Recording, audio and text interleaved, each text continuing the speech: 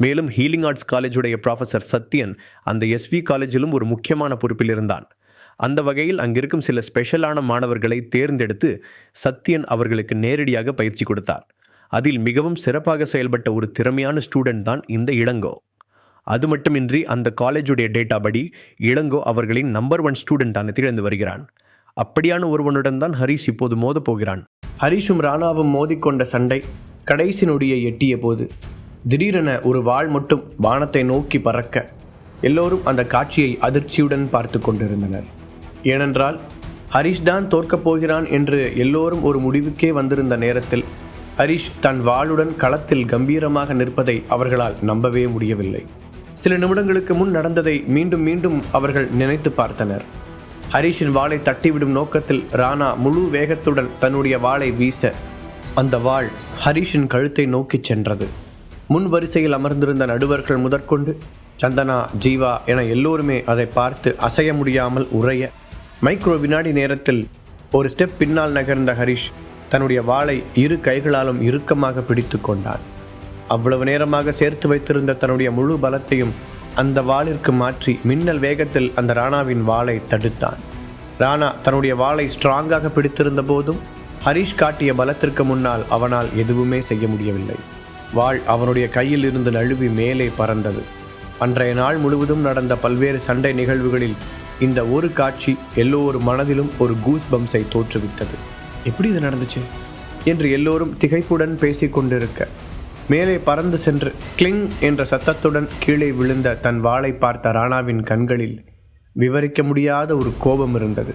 அப்போது அதை பார்க்க வேட்டையாட காத்திருந்து இறை நழுவி போன புலியின் கொடூரம் தெரிந்தது. ஆனால் எல்லோரும் தன்னை கவனிப்பதை உணர்ந்து வழக்கம் போல வெகு சீக்கிரமாகவே அதை மறைத்து கொண்டவன் முகத்தை இயல்பாக வைத்து கொண்டான்.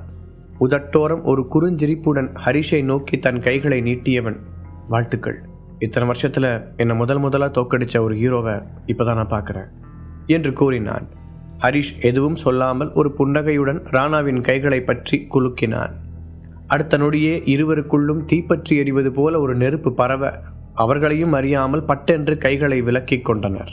அவர்களே வகுத்து கொண்ட போட்டி விதிமுறைகளின்படி ராணாவின் வாள் முதலில் கீழே விழுந்ததால் ஹரிஷ் வெற்றி பெற்றதாக அறிவிக்கப்பட்டது. 4வது ரவுண்டுக்கு செல்வதற்கு முன்பாக சிறிது இடைவெளி தரப்பட ஹரிஷ் அங்கிருந்து வெளியேறி ஜீவாவும் சந்தனாவும் இருந்த இடத்திற்கு சென்றான். நண்பா, கலக்கிட்டடா. ஜீவா அவனுடைய தோளில் தட்ட சந்தனா ஹரிஷை பெருமையுடன் பார்த்தாள். இதெல்லாம் ஒரு பெரிய விஷயமே இல்லை, போட்டினா யாரோ ஒருத்தர் ஜெயிக்க தான் போகிறாங்க என்று சாதாரணமாக பதில் சொன்ன ஹரிஷ் அவர்கள் இருவருக்கும் நடுவில் உட்கார்ந்தான். சந்தனா தன்னுடைய சுடிதார் ஷாலை எடுத்து அவனுடைய வேர்வையை துடைத்துவிட ஹரிஷ் அவளை காதலுடன் பார்த்தான். டேய், நானும் இங்கே தான் இருக்கேன், கொஞ்சம் அளவாக பண்ணுங்கடா. இந்த மாதிரிலாம் ரொமான்ஸ் பண்ண முடியும்னு தெரிஞ்சிருந்தா பேசாமல் நானும் இதே காலேஜில் திவ்யாவை சேர்த்து விட்டுருப்பேன். ஜீவா புலம்ப சந்தனா வெட்கத்துடன் சிரித்தாள். கண்ணு வைக்காத எருமை, நானே இப்போ தான் அவளை சமாதானப்படுத்தி வச்சுருக்கேன். உனக்கு பிஸ்னஸ் பார்க்க ஆள் வேணும்னு தானே திவ்யாவை விட்டுட்டு நீ மட்டும் வந்து சேர்ந்த, இப்போ நம்ம ஓவரா சீன் போடுற? ஹரிஷ் பதிலுக்கு கிண்டல் செய்ய அவனை முறைத்த ஜீவா, இர்ரா, பூஜா விஷயத்துக்கு தானே சந்தனா கோவப்பட்டா, அந்த அக்ஷரா மேட்ரா அவகிட்ட சொல்கிறேன் என்று அடிக்குரலில் ஹரிஷை மிரட்டினான். இது அக்ஷரா மேட்ரா?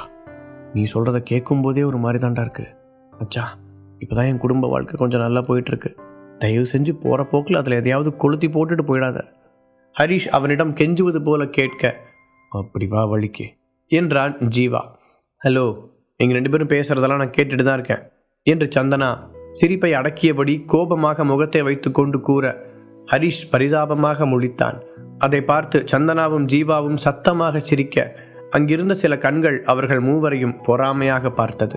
அதே நேரத்தில் போட்டியை கவனித்துக் கொண்டிருந்த ப்ரொஃபஸர்கள் மத்தியில் ஹரிஷை பற்றிய பேச்சு வந்தது. உண்மையிலேயே அந்த பையன் இன்னைக்கு நான் ரொம்ப இம்ப்ரெஸ் பண்ணிட்டு இருக்கான். இந்த மாதிரி ஒரு வாள் சண்டையை நான் பார்த்ததே இல்லை. அதுவும் போட்டியோட ஆரம்பத்தில் அவங்க 2 பேரும் யூஸ் பண்ண டெக்னிக்ஸ் எல்லாமே ரொம்ப புதுசாக இருந்துச்சு. அதுவும் காலேஜில் சேர்ந்த கொஞ்ச நாள்லேயே ஹரிஷ் கிட்ட இப்படி ஒரு பர்ஃபார்மன்ஸை நான் எதிர்பார்க்கவே இல்லை. இந்த வித்தியாசமான டெக்னிக்ஸ் எல்லாம் அவன் எங்கிருந்து கற்றுக்கிட்டானே தெரியல என்று சத்யன் ஆச்சரியத்துடன் சொல்ல, சத்யன், வெளியில் பார்த்து மட்டும் யாரையும் நம்பிடாதீங்க, உங்களுக்கு அவனை பற்றி எதுவுமே தெரியாது என்றாள் ரேணுபிரியா.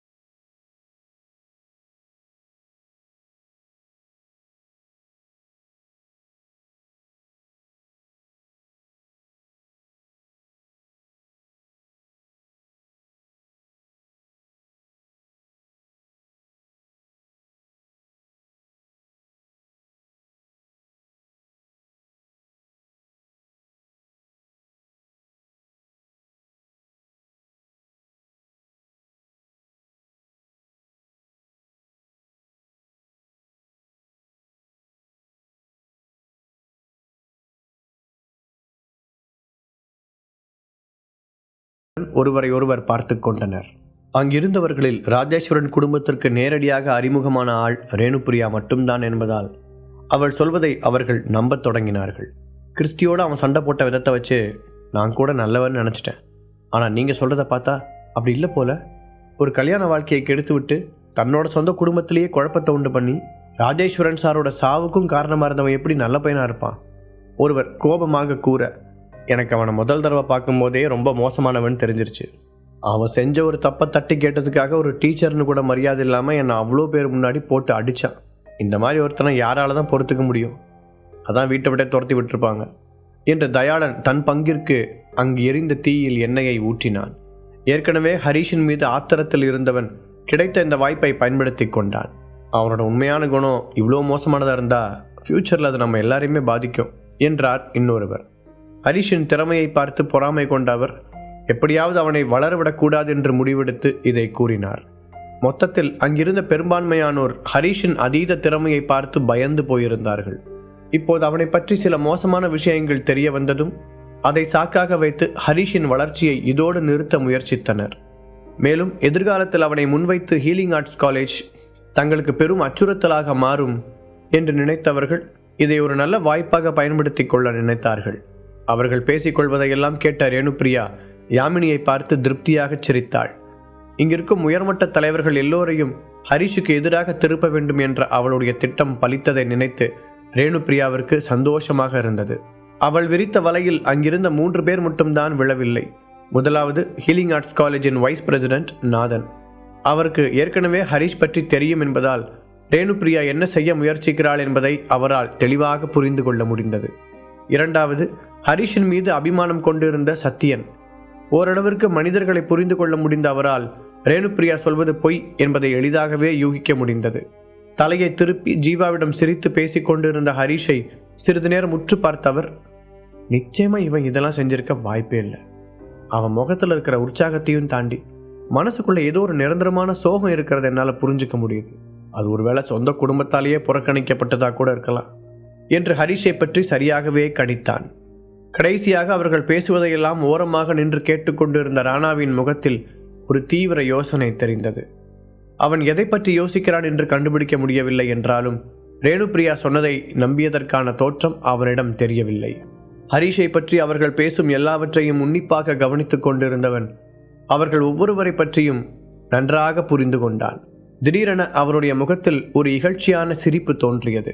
இதெல்லாம் தெரியாம நான் வேற அவன் ஹெர்பலிஸ்ட் சொசைட்டிக்கு அனுப்பி வைக்க சொல்லி நாதன் சார் கிட்ட கேட்டுக்கிட்டு இருந்தேன். நல்ல வேளை அது நடக்காம போச்சு. ஆனால் ஹரிஷ் மாதிரி ஒருத்தன் நம்ம ஆர்கனைசேஷனுக்குள்ளே இருக்கிறத ஹெர்பலிஸ்ட் சொசைட்டி ஒரு காலத்திலையும் அனுமதிக்காது. கூடிய சீக்கிரத்திலேயே அவனுக்கு ஒரு முடிவு கட்டியாகணும் என்றாள் நதியா. அவள் அதை சொல்லும்போது எல்லோருடைய பார்வையும் அவள் மீதுதான் இருந்தது.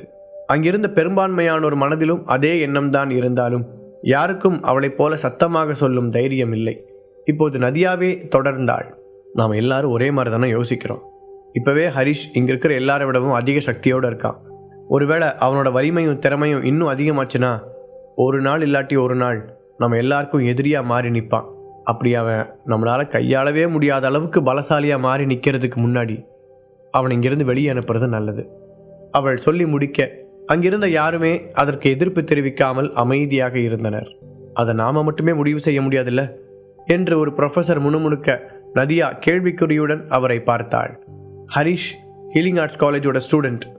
அவனை வெளியே அனுப்பணுமா வேண்டாமாங்கிறத முடிவெடுக்கிற ரைட்ஸ் அந்த காலேஜ் மேனேஜ்மெண்ட் கிட்ட தான் இருக்குது. அந்த ப்ரொஃபஸர் விளக்க மற்றவர்களின் முகத்திலும் அதை ஆமோதிக்கும் பாவனை தெரிந்தது. அவ்வளோதானே, ஹீலிங் ஆர்ட்ஸ் காலேஜில் இருந்து அவனை ஈஸியாக வெளியேற்றலாம். அதாவது அதுக்கு சத்யன் நமக்கு ஹெல்ப் பண்ணணும். அவர் மேனேஜ்மெண்ட் கிட்ட எடுத்து சொன்னால் அவங்க புரிஞ்சுக்குவாங்க. அப்படி இல்லைனாலும் ஹெர்பலிஸ்ட் சொசைட்டியோட தலைவர் இதில் தலையிட்டா யாராலையும் அவரை எதிர்த்து பேச முடியாது. நதியா ஒரு அலட்சியத்துடன் கூற சத்யன் முகத்தில் எந்த உணர்ச்சியையும் காட்டாமல் நின்றான். எல்லோருடைய பார்வையும் அவன் பக்கம் திரும்ப, நீங்கள் சொல்கிறதுக்கெல்லாம் ஏதாவது ஆதாரம் இருக்கா? வெறும் குற்றச்சாட்டுகளை வச்சு நாம் எந்த முடிவுக்கும் வந்துட முடியாது. அதை சரி பார்த்து ஹரிஷ் மேலே தப்பு இருக்குன்னு முடிவானாதான் நீங்கள் சொல்கிற மாதிரியெல்லாம் செய்ய முடியும். ஹரிஷ் இந்த காலேஜில் படிக்கிறான்னா மேனேஜ்மெண்ட்டில் அவனை பற்றின டீட்டெயில்ஸ் செக் பண்ணி தான் சேர்த்துருப்பாங்க. ஒருவேளை ரேணு மேடம் சொல்கிற மாதிரி நடந்திருந்தா கண்டிப்பாக அவனுக்கு இந்த காலேஜில் இடம் கிடச்சிருக்காது. ஸோ இப்போதைக்கு இந்த போட்டியில் கவனம் செலுத்தலாம். உங்களால் முடிஞ்சால் ஹரிஷ் தப்பானவன்னு ப்ரூவ் பண்ணுங்கள். அதுக்கப்புறமா நீங்கள் சொல்கிறத பற்றிலாம் யோசிக்கலாம். சத்யன் அழுத்தமாக கூறி அந்த பேச்சுக்கு ஒரு முற்றுப்புள்ளி வைத்தான். உடனே அங்கிருந்த முன்னணி தலைவர்கள் எல்லோரும் வாயை மூடிக்கொண்டார்கள். அவர்களின் முகத்தில் வெறுப்பு அப்பட்டமாக தெரிந்தது. ஆனால் சத்யனிடம் பேசி ஜெயிக்க முடியாது என்று தெரிந்ததால் அப்போதைக்கு அமைதியாக இருப்பதை தவிர அவர்களுக்கு வேறு வழி இல்லை. அப்போது மற்ற களங்களிலும் போட்டி முடிந்திருக்க அறிவிப்பாளர் 4வது ரவுண்டிற்கான லிஸ்டை வாசித்தார். அதன்படி இந்த முறை ஹரிஷுக்கு எதிராக SV ஹீலிங் காலேஜை சேர்ந்த இளங்கோ என்ற ஸ்டூடெண்டின் பெயர் அறிவிக்கப்பட அதை கேட்ட வைபவின் முகம் பளிச்சென்று லைட் போட்டது போல மாறியது. ராணா எப்படியாவது ஹரிஷை தோற்கடித்து வெளியேற்றுவான் என்று நம்பியிருந்த வைபவுக்கு அப்படி நடக்காதது பெரும் ஏமாற்றமாக இருந்தது. அது மட்டுமின்றி அதில் ஹரிஷ் ஜெயித்த பிறகு பெண்கள் அனைவரும் அவனை ஹீரோவாக தூக்கி வைத்து கொண்டாட இங்கு வைபவால் எரிச்சல் தாங்க முடியவில்லை.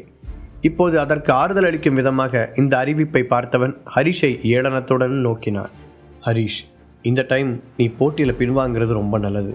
உனக்கு ஆப்போசிட்டில் சொன்ன பேர் யாரோடதுன்னு கேட்டல என்று அவன் நக்கலாக கேட்க, ஏதோ இளங்கோன்னு சொன்னாங்க, அது யாருன்னு எனக்கு தெரியாது. ஆனால் எதை வச்சு இந்த போட்டியில் என்னால் ஜெயிக்க முடியாதுன்னு நினச்சி பின்வாங்க சொல்கிற? இந்த இளங்கோ அவ்வளோ பயங்கரமான ஆளா? ஹரிஷ் சாதாரணமாக கேட்க வைபவ் மட்டும் இல்லாமல் அவனை சுற்றியிருந்த எல்லோரும் ஹரிஷை ஒரு முட்டாளை போல பார்த்தனர். ஹரிஷ், SV ஹீலிங் காலேஜோட ஸ்டூடெண்ட்ஸ் எந்த அளவுக்கு சக்தி வாய்ந்தவங்கன்னு உனக்கு தெரியாதா என்று லாவண்யா கேட்கவும் ஹரிஷ் இல்லை என்று தலையாட்டினார். SV ஹீலிங் காலேஜ் டாப் 10 ஆர்கனைசேஷனில் 2வது இடத்தை பிடித்திருந்தது. மேலும் ஹீலிங் ஆர்ட்ஸ் காலேஜுடைய ப்ரொஃபஸர் சத்யன் அந்த SV காலேஜிலும் ஒரு முக்கியமான பொறுப்பில் இருந்தார். அந்த வகையில் அங்கிருக்கும் சில ஸ்பெஷலான மாணவர்களை தேர்ந்தெடுத்து சத்யன் அவர்களுக்கு நேரடியாக பயிற்சி கொடுத்தார். அதில் மிகவும் சிறப்பாக செயல்பட்ட ஒரு திறமையான ஸ்டூடெண்ட் தான் இந்த இளங்கோ. அது மட்டுமின்றி அந்த காலேஜுடைய டேட்டா படி இளங்கோ அவர்களின் நம்பர் 1 ஸ்டூடெண்ட்டாக திகழ்ந்து வருகிறான். அப்படியான ஒருவனுடன் தான் ஹரிஷ் இப்போது மோதப் போகிறான். அது மட்டுமின்றி அந்த காலேஜுடைய டேட்டா படி இளங்கோ அவர்களின் நம்பர் 1 ஸ்டூடெண்ட்டாக திகழ்ந்து வருகிறான். அப்படியான ஒருவனுடன் தான் ஹரிஷ் இப்போது மோதப் போகிறான். இந்த மொத்த போட்டியை முடிந்து கடைசியில் சாம்பியனாக வெல்லப்போவது இளங்கோதான் என்று சில பேர் ஏற்கனவே சொல்லிக் கொண்டிருக்க, அதற்கேற்றது போல இதற்கு முன்னால் நடந்த 3 சுற்றுகளையுமே மிக எளிதாக கடந்து வந்திருந்தான் அவன். இளங்கோவை பற்றி அவர்களுக்கு ஏற்கனவே தெரிந்திருந்தாலும் ஹரிஷ் இன்றைக்கு வெளிப்படுத்திய திறமை அவர்கள் எதிர்பார்க்காதது. ஹரிஷ் பங்கேற்ற 3இல் 2 ரவுண்டுகள் ரொம்பவே விறுவிறுப்பாக நடந்திருக்க பார்வையாளர்கள் மத்தியில் ஹரிஷின் மீதான எதிர்பார்ப்பும் கூடியிருந்தது. அப்படி இருக்கும்போது இவர்கள் 2 பேரும் ஃபைனல் ரவுண்டுக்கு முன்பாகவே மோதப்போவது அவர்களுக்கு இடையில் ஒரு பரபரப்பை ஏற்படுத்தியது. இந்த நிலையில் இளங்கோ கூட மோதி உன்னால் ஜெயிக்க முடியாது ஹரிஷ், அதனால் இப்போவே வாபஸ் வாங்கிடு என வைபவ் கிண்டல் செய்ய ஜீவாவிற்கு கோபம் வந்தது. அவனுடைய தோளை தட்டி சமாதானப்படுத்திய ஹரிஷ், இந்த மாதிரி முட்டாளுக்கெல்லாம் பதில் சொன்னால் நம்ம கடைசி வரைக்கும் பதில் சொல்லிக்கிட்டே இருக்கணும். ஸோ நான் இந்த ரவுண்டை முடிச்சுட்டு வர வரைக்கும் நீ அவங்க கூடலாம் சண்டைக்கு போகக்கூடாது. அப்படி நீ அவங்கள அடிக்க போனால் உனக்கும் நான் ஜெயிப்பேனாங்கிறதுல சந்தேகம் இருக்குன்னு அர்த்தம் என்று சொல்ல ஜீவா அமைதியாக உட்கார்ந்து விட்டான். திரும்பி வைபவை ஆழமாக ஒரு பார்வை பார்த்த ஹரிஷ் எதுவும் சொல்லாமல் அவனுக்காக அறிவிக்கப்பட்ட சண்டை களத்தை நோக்கி நடந்தான். அங்கு ஏற்கனவே ஒரு இளைஞன் நின்று கொண்டிருக்க ஹரிஷ் அவனை பார்த்து புன்னகைக்க முயற்சித்தான். இன்னைக்கு ஃபுல்லாக உன்னை பற்றி தான் இங்கே பேச்சா இருக்கு. பதிலுக்கு சிரித்த இளங்கோ நட்புடன் கூறினான். சத்யனின் மாணவன் என்பதால் அவன் எதிரியையும் மதிக்கும் பழக்கம் கொண்டிருந்தான். தேங்க்ஸ், இப்போ தான் உன்னை பற்றி நிறைய நல்ல விஷயங்கள் கேள்விப்பட்டேன். வைபவ் கூறியதை மனதில் வைத்துக்கொண்டு ஹரிஷ் சொல்ல இருவரும் ஒருவருக்கொருவர் கை கொடுத்து கொண்டனர். நீ ராணா சாரை தோக்கடிச்சிட்டேன்னு கேள்விப்பட்டேன். ஃப்ராங்காக சொல்லணுன்னா போன ரவுண்டில் எங்கே அவர் கூட மோத வேண்டி வந்துடுமோன்னு நான் கொஞ்சம் பதட்டமாக இருந்தேன். நீ அவரையே ஜெயிச்சிட்டேன்னு தெரிஞ்சப்போ உண்மையிலேயே ரொம்ப ஆச்சரியமாக தான் இருந்துச்சு. இளங்கோ சொல்ல ஹரிஷ் அதற்கு என்ன பதில் சொல்வதென்று தெரியாமல் லேசாக சிரிக்க மட்டும் செய்தான். இளங்கோவின் கையில் ஒரு நீளமான கத்தி இருக்க ஹரிஷும் அவனுடைய கத்தியை வெளியே எடுத்தான். இது ரொம்பவே பழமையான நைட் டாகர் தானே? கேட்ட இளங்கோவன் கண்களில் முதல் முறையாக பொறாமை தெரிந்தது. அந்த கத்தியை பற்றிய வரலாற்றை சத்யன் ஏற்கனவே அவனிடம் சொல்லியிருக்கிறான். ஆமாம், இதை பற்றி உனக்கு ஏற்கனவே தெரியுமா? ஹரிஷ் ஆச்சரியத்துடன் கேட்டான். ஆமாம், என்னோட மென்டர் இதை பற்றின சில விஷயங்களை சொல்லியிருக்காரு. இருந்தாலும் இதை பற்றி இன்னும் தெரிஞ்சுக்க நான் ஆர்வமாக இருக்கேன். அது சரி, ஏன் எல்லாரும் உன்னை ஒரு மாதிரி பேசுகிறாங்க? ஆனால் நீ வச்சிருக்க பொருட்களையும் உன்னோட திறமையையும் பார்த்தா அப்படி தெரியலையே. இளங்கோ யோசனையுடன் கேட்க, அதை பற்றி அவங்க கிட்ட தான் கேட்கணும். தோள்களை குலுக்கியபடி பதில் சொன்ன ஹரிஷ் போட்டிக்கு தயாராக நின்றான். இளங்கோவின் கத்தி வாளை விட சிறியதாகவும் பார்க்க கொஞ்சம் வித்தியாசமாகவும் இருந்ததை கவனித்த ஹரிஷ், அந்த கத்தி ரொம்ப ஷார்ப்பாக இருக்குது, நாம் கொஞ்சம் ஜாக்கிரதையாக தான் இருக்கணும் என்று நினைத்து கொண்டான். முன் வரிசையில் அமர்ந்து அவர்களை பார்த்து கொண்டு இருந்த ரேணுபிரியா, இந்த தடவை ஹரிஷ் தப்பிக்க முடியாதுன்னு நினைக்கிறேன், எப்படியாவது இந்த சண்டையில் அவன் செத்துட்டா நிம்மதியாக இருக்கும் என்று மனதிற்குள் ஆசைப்பட்டாள். அவளுக்கு பக்கத்தில் நின்று கொண்டு இருந்த கயல்விழியின் பார்வையும் ஹரிஷின் மீதுதான் இருந்தது. கயல்விழி கொஞ்ச நேரத்திற்கு முன்புதான் அங்கு வந்தாள். அதனால் ஹரிஷை பற்றி ரேணுபிரியா சொன்னதையெல்லாம் அவள் கேட்கவில்லை. இப்போது களத்தில் எதிரெதிரே நின்ற ஹரிஷையும் இளங்கோவையும் பார்த்தவளுக்கு ஹரிஷை நினைத்து கவலையாக இருந்தது. ஏனென்றால் இளங்கோவை பற்றி அவளும் கேள்விப்பட்டிருந்தாள். இப்படியாக அந்த போட்டியை பார்த்து கொண்டிருந்த எல்லோரும் ஆளுக்கு ஒரு யோசனையுடன் இருக்க, யாருமே எதிர்பார்க்காத ஒரு நொடியில் இளங்கோ தன்னுடைய தாக்குதலை தொடங்கியிருந்தான். கண்ணிமைக்கும் நேரத்தில் ஹரிஷை நோக்கி தன்னுடைய கத்தியை வீச ஹரிஷின் தோள் பகுதியில் சட்டை கிழிந்தது. ஓ வாவ் என்று பார்வையாளர்கள் பக்கமிருந்து வினோதமான குரல்கள் கேட்க, சத்யன் சார், உண்மையிலேயே உங்கள் ஸ்டூடெண்ட் ரொம்ப வேகமாக தான் இருக்கான், நீங்கள் நல்லா ட்ரெயின் பண்ணியிருக்கீங்க என பக்கத்தில் இருந்த ப்ரொஃபஸர்கள் சத்யனை பாராட்டினார்கள். நீங்கள் எங்களை விட சக்தி வாய்ந்தவர் மட்டும் இல்லை, உங்களோட ஸ்டூடெண்ட்ஸையும் அப்படி தான் உருவாக்கியிருக்கீங்க. எஸ்வி காலேஜோட எதிர்காலம் உண்மையிலேயே ரொம்ப நல்ல கையில் இருக்குன்னு நினைக்கிறேன். ரேணுபிரியா சத்யனை ஐஸ் வைக்கும் விதமாக பேசினாள். இப்போதைக்கு அவளுடைய ஒரே நோக்கம் எப்படியாவது சத்யனை ஹரிஷுக்கு எதிராக திருப்பிவிட வேண்டும் என்பதுதான். அதற்காகத்தான் டாப் 10 ஆர்கனைசேஷனில் உள்ள தன்னுடைய பவரை யூஸ் செய்து சில தந்திரங்களை மேற்கொண்டு ஹரிஷின் பெயருக்கு நேராக இளங்கோவின் பெயரை கொண்டு வந்தாள். ஒருவேளை வேறு யாருடனாவது மோதி ஹரிஷ் ஃபைனல் ரவுண்டுக்கு போய்விட்டால் அதுவே அவனுக்கு பிரபலத்தை தேடி தந்துவிடும் என்று நினைத்தவள் அதற்கு முன்பாகவே அவனை இந்த போட்டியிலிருந்து வெளியேற்ற வேண்டும் என்று நினைத்தாள். அதற்காகத்தான் ஹரிஷை பற்றி தனக்கு தெரிந்த விஷயங்களை இன்னும் மிகைப்படுத்தி சொல்லி சலசலப்பை ஏற்படுத்தினாள். ஆனால் அதை சத்யன் ஏற்றுக்கொள்ள மறுத்துவிட்டதால் இப்படி ஒரு வழியை தேர்ந்தெடுத்தாள். ஹரிஷுக்கு ஆதரவு தரும் சத்யனையே அவனுக்கு எதிரியாக்கிவிட்டால் தன்னுடைய வேலை சுலபமாக முடிந்துவிடும் என்று கணக்கு போட்டவள் அவனுடைய ஸ்டூடெண்ட்டையே ஹரிஷுக்கு எதிராக நிற்க வைத்தாள். ரேணுபிரியா பாராட்டி பேசியதை கேட்ட மற்ற ப்ரொஃபஸர்கள் இப்போது சத்யனை பொறாமையுடன் பார்த்தனர். ஏற்கனவே அந்த துறையில் சத்யனுக்கு என்று ஒரு பெரும் புகழ் இருந்தது. இன்னும் சில நாட்களில் அவன் ஹீலிங் ஆர்ட்ஸ் காலேஜின் டீனாக அறிவிக்கப்படுவான் என்ற செய்தியும் பரவியிருந்தது. இந்த நிலைமையில் அவனுடைய ஸ்டூடெண்ட்டும் இவ்வளவு திறமைசாலியாக இருந்தால் எதிர்காலத்தில் அதன் மூலம் சத்யன் நிறைய பலன்களை அடைவான், அவனின் கீழ் பயிற்சி எடுக்க நிறைய மாணவர்கள் விரும்புவார்கள். இதையெல்லாம் நினைக்கும்போது அவர்களுக்கு தானாக வயிற்றெரிச்சல் ஏற்பட்டது. அதனால் இந்த போட்டியை பொறுத்தவரை அவர்களுடைய நிலைமை இன்னும் இக்கட்டாக இருந்தது. ஒரு பக்கம் ஹரிஷ் ஜெயித்தால் அவன் அசைக்கவே முடியாத ஒரு தனி சக்தியாக உருவெடுப்பான். இன்னொரு பக்கம் இளங்கோ ஜெயித்தால் அவனின் மூலம் சத்யன் பெரும் புகழ் பெறுவான். இந்த இரண்டுமே அவர்களுக்கு பிடிக்கவில்லை. எவ்வளவு தந்திரங்கள் செய்தும் தங்களால் அடைய முடியாத இடத்தை ஹரிஷும் சத்யனும் அடைந்து விடுவார்களோ என்று அவர்கள் பயந்தார்கள். ஒரு சில புத்திசாலி ப்ரொஃபஸர்கள் மனதில் இதைவிட ஒரு பெரிய அச்சம் இருந்தது. அது ஹரிஷும் சத்யனும் ஒரே அணியில் இணைந்து விட்டால் என்ன செய்வது என்பதுதான். இதெல்லாம் சேர்ந்து ஹரிஷுக்கும் இளங்கோவுக்குமான அந்த மோதலுக்கு இன்னும் பரபரப்பை சேர்த்தது. மற்றவர்கள் பாராட்டியதை நினைத்து சத்யனுக்கு பெருமையாக இருந்தாலும் அதை பெரிதாக வெளியே காட்டிக்கொள்ளவில்லை. அங்கிருந்த எல்லோரையும் பற்றி அவனுக்கு நன்றாகவே தெரியும் என்பதால் அதில் யார் உண்மையான மனதோடு சொன்னார்கள், யாரெல்லாம் போலியாக நடித்தார்கள் என்பதை ஈஸியாக புரிந்து கொண்டான். அதனால் அந்த புகழ்ச்சிக்கெல்லாம் அவன் மயங்கவில்லை. அதே நேரத்தில் அங்கே போட்டி களத்தில் இளங்கோ காட்டிய வேகத்தை பார்த்து ஹரிஷ் ஒரு நிமிடம் மிரண்டு போய்விட்டான். இவன் நிஜமாவே மனுஷன்தானா? புயல் வேகத்தில் இருக்கான். மனதிற்குள் நினைத்த ஹரிஷ் அவனுடைய அடுத்த தாக்குதலை எதிர்பார்த்து தயாராக இருந்தான். நான் பண்ண ப்ராக்டிஸ் எல்லாத்தையும் அப்ளை பண்ணி பார்க்க நேரம் வந்துருச்சு, இப்போதான் அதுக்கான சரியான ஒரு ஆளை பார்த்துருக்கேன் என்ற இளங்கோ கத்தியை இறுக்கமாக பிடித்தான். இளங்கோவின் வேகத்தை பார்த்து ஹரிஷை போலவே பார்வையாளர்களும் திகைப்பில் ஆழ்ந்திருந்தனர். ஹரிஷ் எவ்வளவு வேகமாக முயற்சித்தும் இளங்கோவின் தாக்குதல்களில் இருந்து முழுதாக தப்ப முடியவில்லை. இளங்கோ சுழன்று சுழன்று கத்தியால் தாக்க ஹரிஷ் உடை அங்கங்கே கிழிந்து பார்க்கவே ஒரு மாதிரி இருந்தது. ஆனாலும் டெவில் கேங்கின் தலைவர் கொடுத்த கவசத்தை அணிந்திருந்ததால் அவனுடைய உடலில் எந்த காயமும் ஏற்படவில்லை. அந்த கவசம் மட்டும் இல்லை என்றால் இளங்கோவின் தாக்குதலில் ஹரிஷின் உடல் மொத்தமும் காயங்களாகத்தான் இருந்திருக்கும். முதலில் ஹரிஷை நினைத்து சற்று பயந்த இளங்கோ இப்போது எளிதாக இந்த போட்டியில் ஜெயித்து விடலாம் என்று நினைத்தான். அவன் மனதிற்குள் இப்போதே ஃபைனல் ரவுண்டை பற்றிய கனவு வந்திருந்தது. எப்படியும் சாம்பியன்ஷிப் தனக்குத்தான் என்று உறுதியாக நம்பத் தொடங்கினான். ஹரிஷ், பேசாம உன்னோட தோல்வியை ஒத்துக்கிட்டு கத்தியை கீழே போடு. என்கிட்ட தோத்துட்டேங்கிறத எல்லாருக்கும் முன்னாடி சொல்லு. அப்புறம் நான் உன்னை எதுவுமே செய்யாமல் விட்டுறேன். என்கிட்ட இன்னும் மோசமாக தோற்று போகிறத விட இது எவ்வளவோ பெட்டர். தன்னுடைய கத்தியை ஹரிஷின் முன்னால் நீட்டியபடி இளங்கோ கூறினான். நான் உன்னை பார்த்து உண்மையாகவே பயப்படுறேன்னு நீ நினைக்கிறியா? என் ட்ரெஸ் மட்டும்தான் கிழிஞ்சிருக்கு. உள்ளே இருக்கிற என்னோட தைரியமும் தன்னம்பிக்கையும் இல்லை. எனக்கு என்னமோ நீ தான் என்னை பார்த்து பயப்படுறியோன்னு தோணுது. ஹரிஷ் இறுக்கமான குரலில் பதில் சொன்னான். இதை கேட்ட இளங்கோ திடுக்கிட்டான். ஒரு வகையில் ஹரிஷ் சொன்னது உண்மைதான்.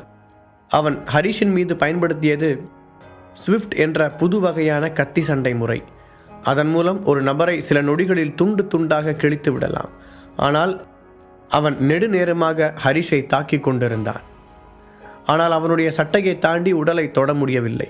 ஹரிஷின் முகத்தையோ கழுத்தையோ நோக்கி கத்தியை வீசும்போதெல்லாம் ஹரிஷ் அதை கவனமாக தடுத்து விட்டான்.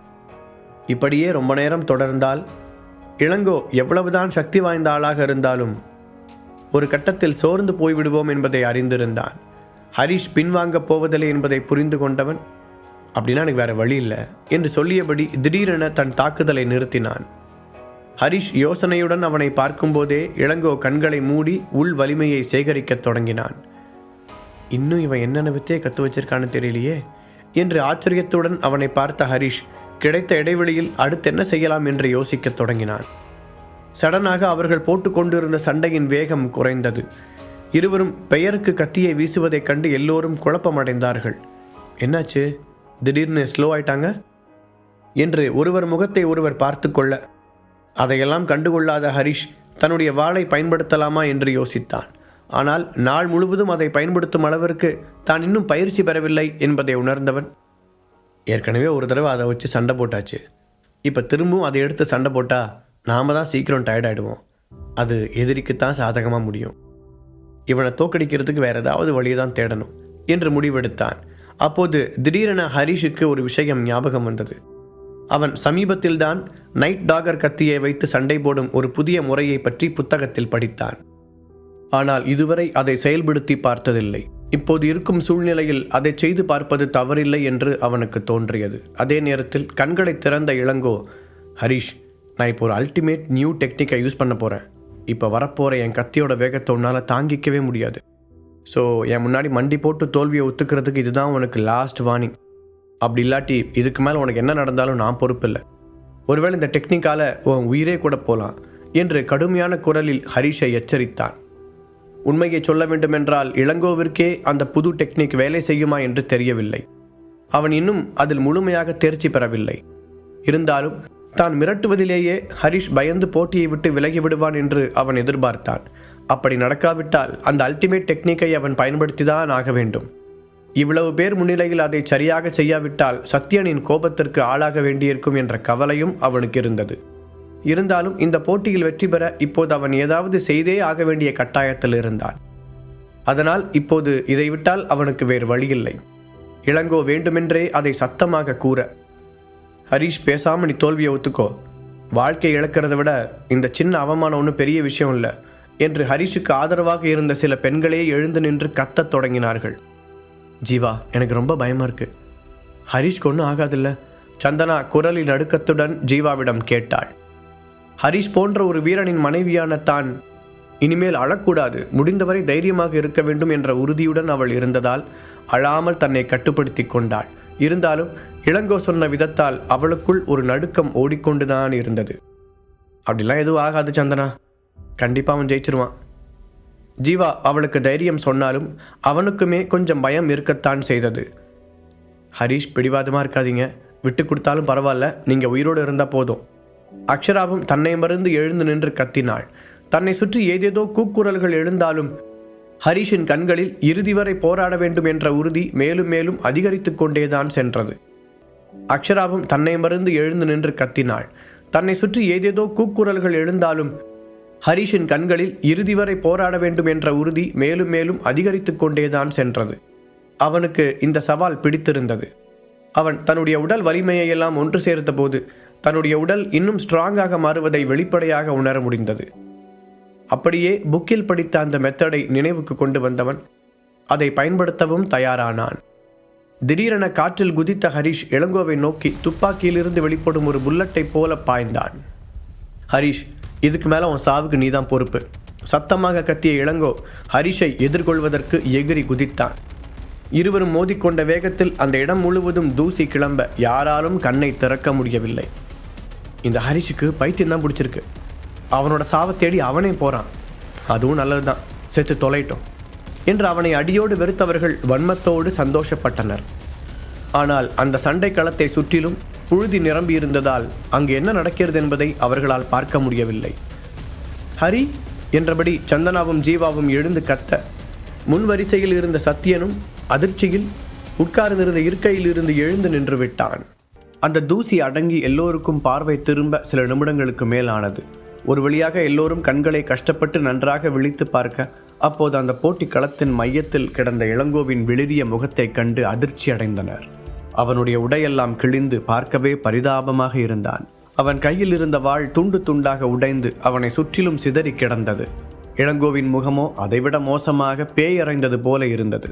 இதற்கிடையில் எல்லோரும் அவசரமாக ஹரிஷை தேட அவன் இளங்கோவிடமிருந்து 10 அடி தூரம் தள்ளி கிடந்தான். அதோடு அவனுக்கு கடுமையாக மூச்சு வாங்கி கொண்டிருக்க வாயிலிருந்து ரத்தம் கோடாக வழிந்தது.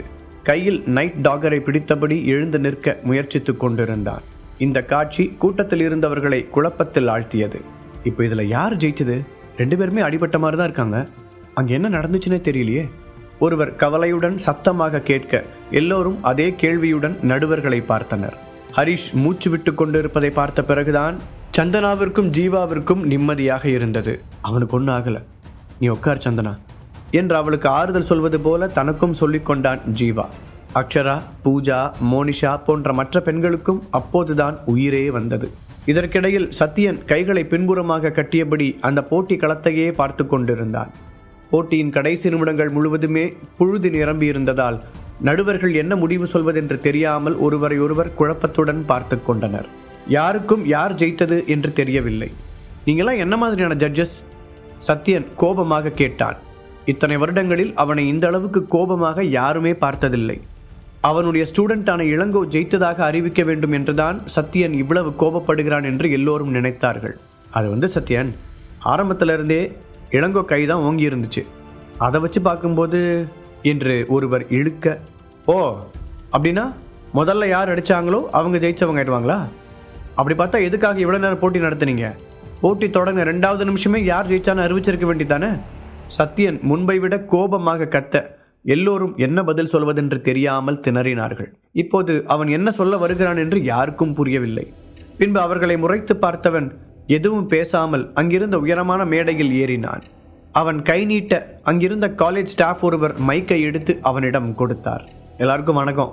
ஹீலிங் ஆர்ட்ஸ் காலேஜ் அப்புறம் SV ஹீலிங் காலேஜ் 2லேயுமே முக்கியமான பொறுப்பில் இருக்கேன்ற முறையில் நான் எல்லா மாணவர்களோட உயிரையும் பாதுகாக்கணும். அதே நேரத்தில் இந்த அமைப்போட விதிமுறைகளை பின்பற்றி போட்டியை சரியான முறையில் நடத்தி நியாயமான தீர்ப்பு கிடைக்கிறதையும் உறுதி செய்யணும் என்று சத்தியன் கணீர் என்று பேசத் தொடங்க மொத்த கூட்டமும் ஆடாமல் அசையாமல் அவன் பேசுவதை கவனித்தது. அப்போது திரும்பி இளங்கோவை பார்த்த சத்தியன், உன்னோட மென்டராக நான் இன்னைக்கு ரொம்ப பெருமைப்படுறேன். ஒரு பக்கம் உன்னோட துணிச்சலை நான் பாராட்டுறேன். ஸ்விஃப்ட் ஸ்வாட் டெக்னிக்கில் நான் நினச்சதை விடவே நீ நல்லபடியாக எக்ஸ்பர்ட் ஆகிட்ட. அதை பார்த்தப்போ எனக்கு ரொம்ப சந்தோஷமாக இருந்துச்சு. அதே சமயம் நீ இன்னும் முழுமையாக பயிற்சி எடுக்காத ஒரு ஆபத்தான டெக்னிக்கை இந்த மாதிரி சுச்சுவேஷனில் யூஸ் பண்ணுறேங்கிறது சுத்தமாக பொறுப்பில்லாத ஒரு செயல். நல்ல வேளை ஹரிஷ் வேகமாக செயல்பட்டதுனால உனக்கு அந்த அல்டிமேட் டெக்னிக்கை யூஸ் பண்ணுறதுக்கு தேவையான நேரம் கிடைக்கல. ஒரு வேளை அப்படி நேரம் கிடச்சி நீ சரியாக செய்யாமல் விட்டுருந்தா அதோட விளைவுகள் ரொம்பவே மோசமாக இருந்திருக்கும். உங்கள் 2 பேரோட உயிருக்குமே அது ஆபத்தாக முடிஞ்சிருக்கும். இந்த வகையில் இப்போ நீ உயிரோடு இருக்கிறதுக்கும் சேர்த்து ஹரிஷுக்கு தான் நன்றி சொல்லணும். அந்த விஷயத்தில் நீ என்னை டிசப்பாயிண்ட் பண்ணிட்ட. இப்போ நீ போகலாம். உனக்கு இதுக்கு மேலே என்கிட்ட ஸ்டூடெண்ட்டாக இருக்க விருப்பம் இல்லைன்னா நீ தாராளமாக வேறு யாரையாவது உன்னோட மென்டராக தேர்ந்தெடுத்துக்கலாம். அதில் எனக்கு எந்த ஆட்சேபனையும் இல்லை. சத்தியன் பேசி முடிக்க இளங்கோ குற்ற உணர்ச்சியுடன் தலையை குனிந்து கொண்டான். அப்போது அங்கு வந்த SV காலேஜின் சில உறுப்பினர்கள் இளங்கோவை எழுப்பி ஹீலிங் ஆர்ட்ஸ் காலேஜின் கிளினிக்கிற்கு அழைத்துச் சென்றனர்.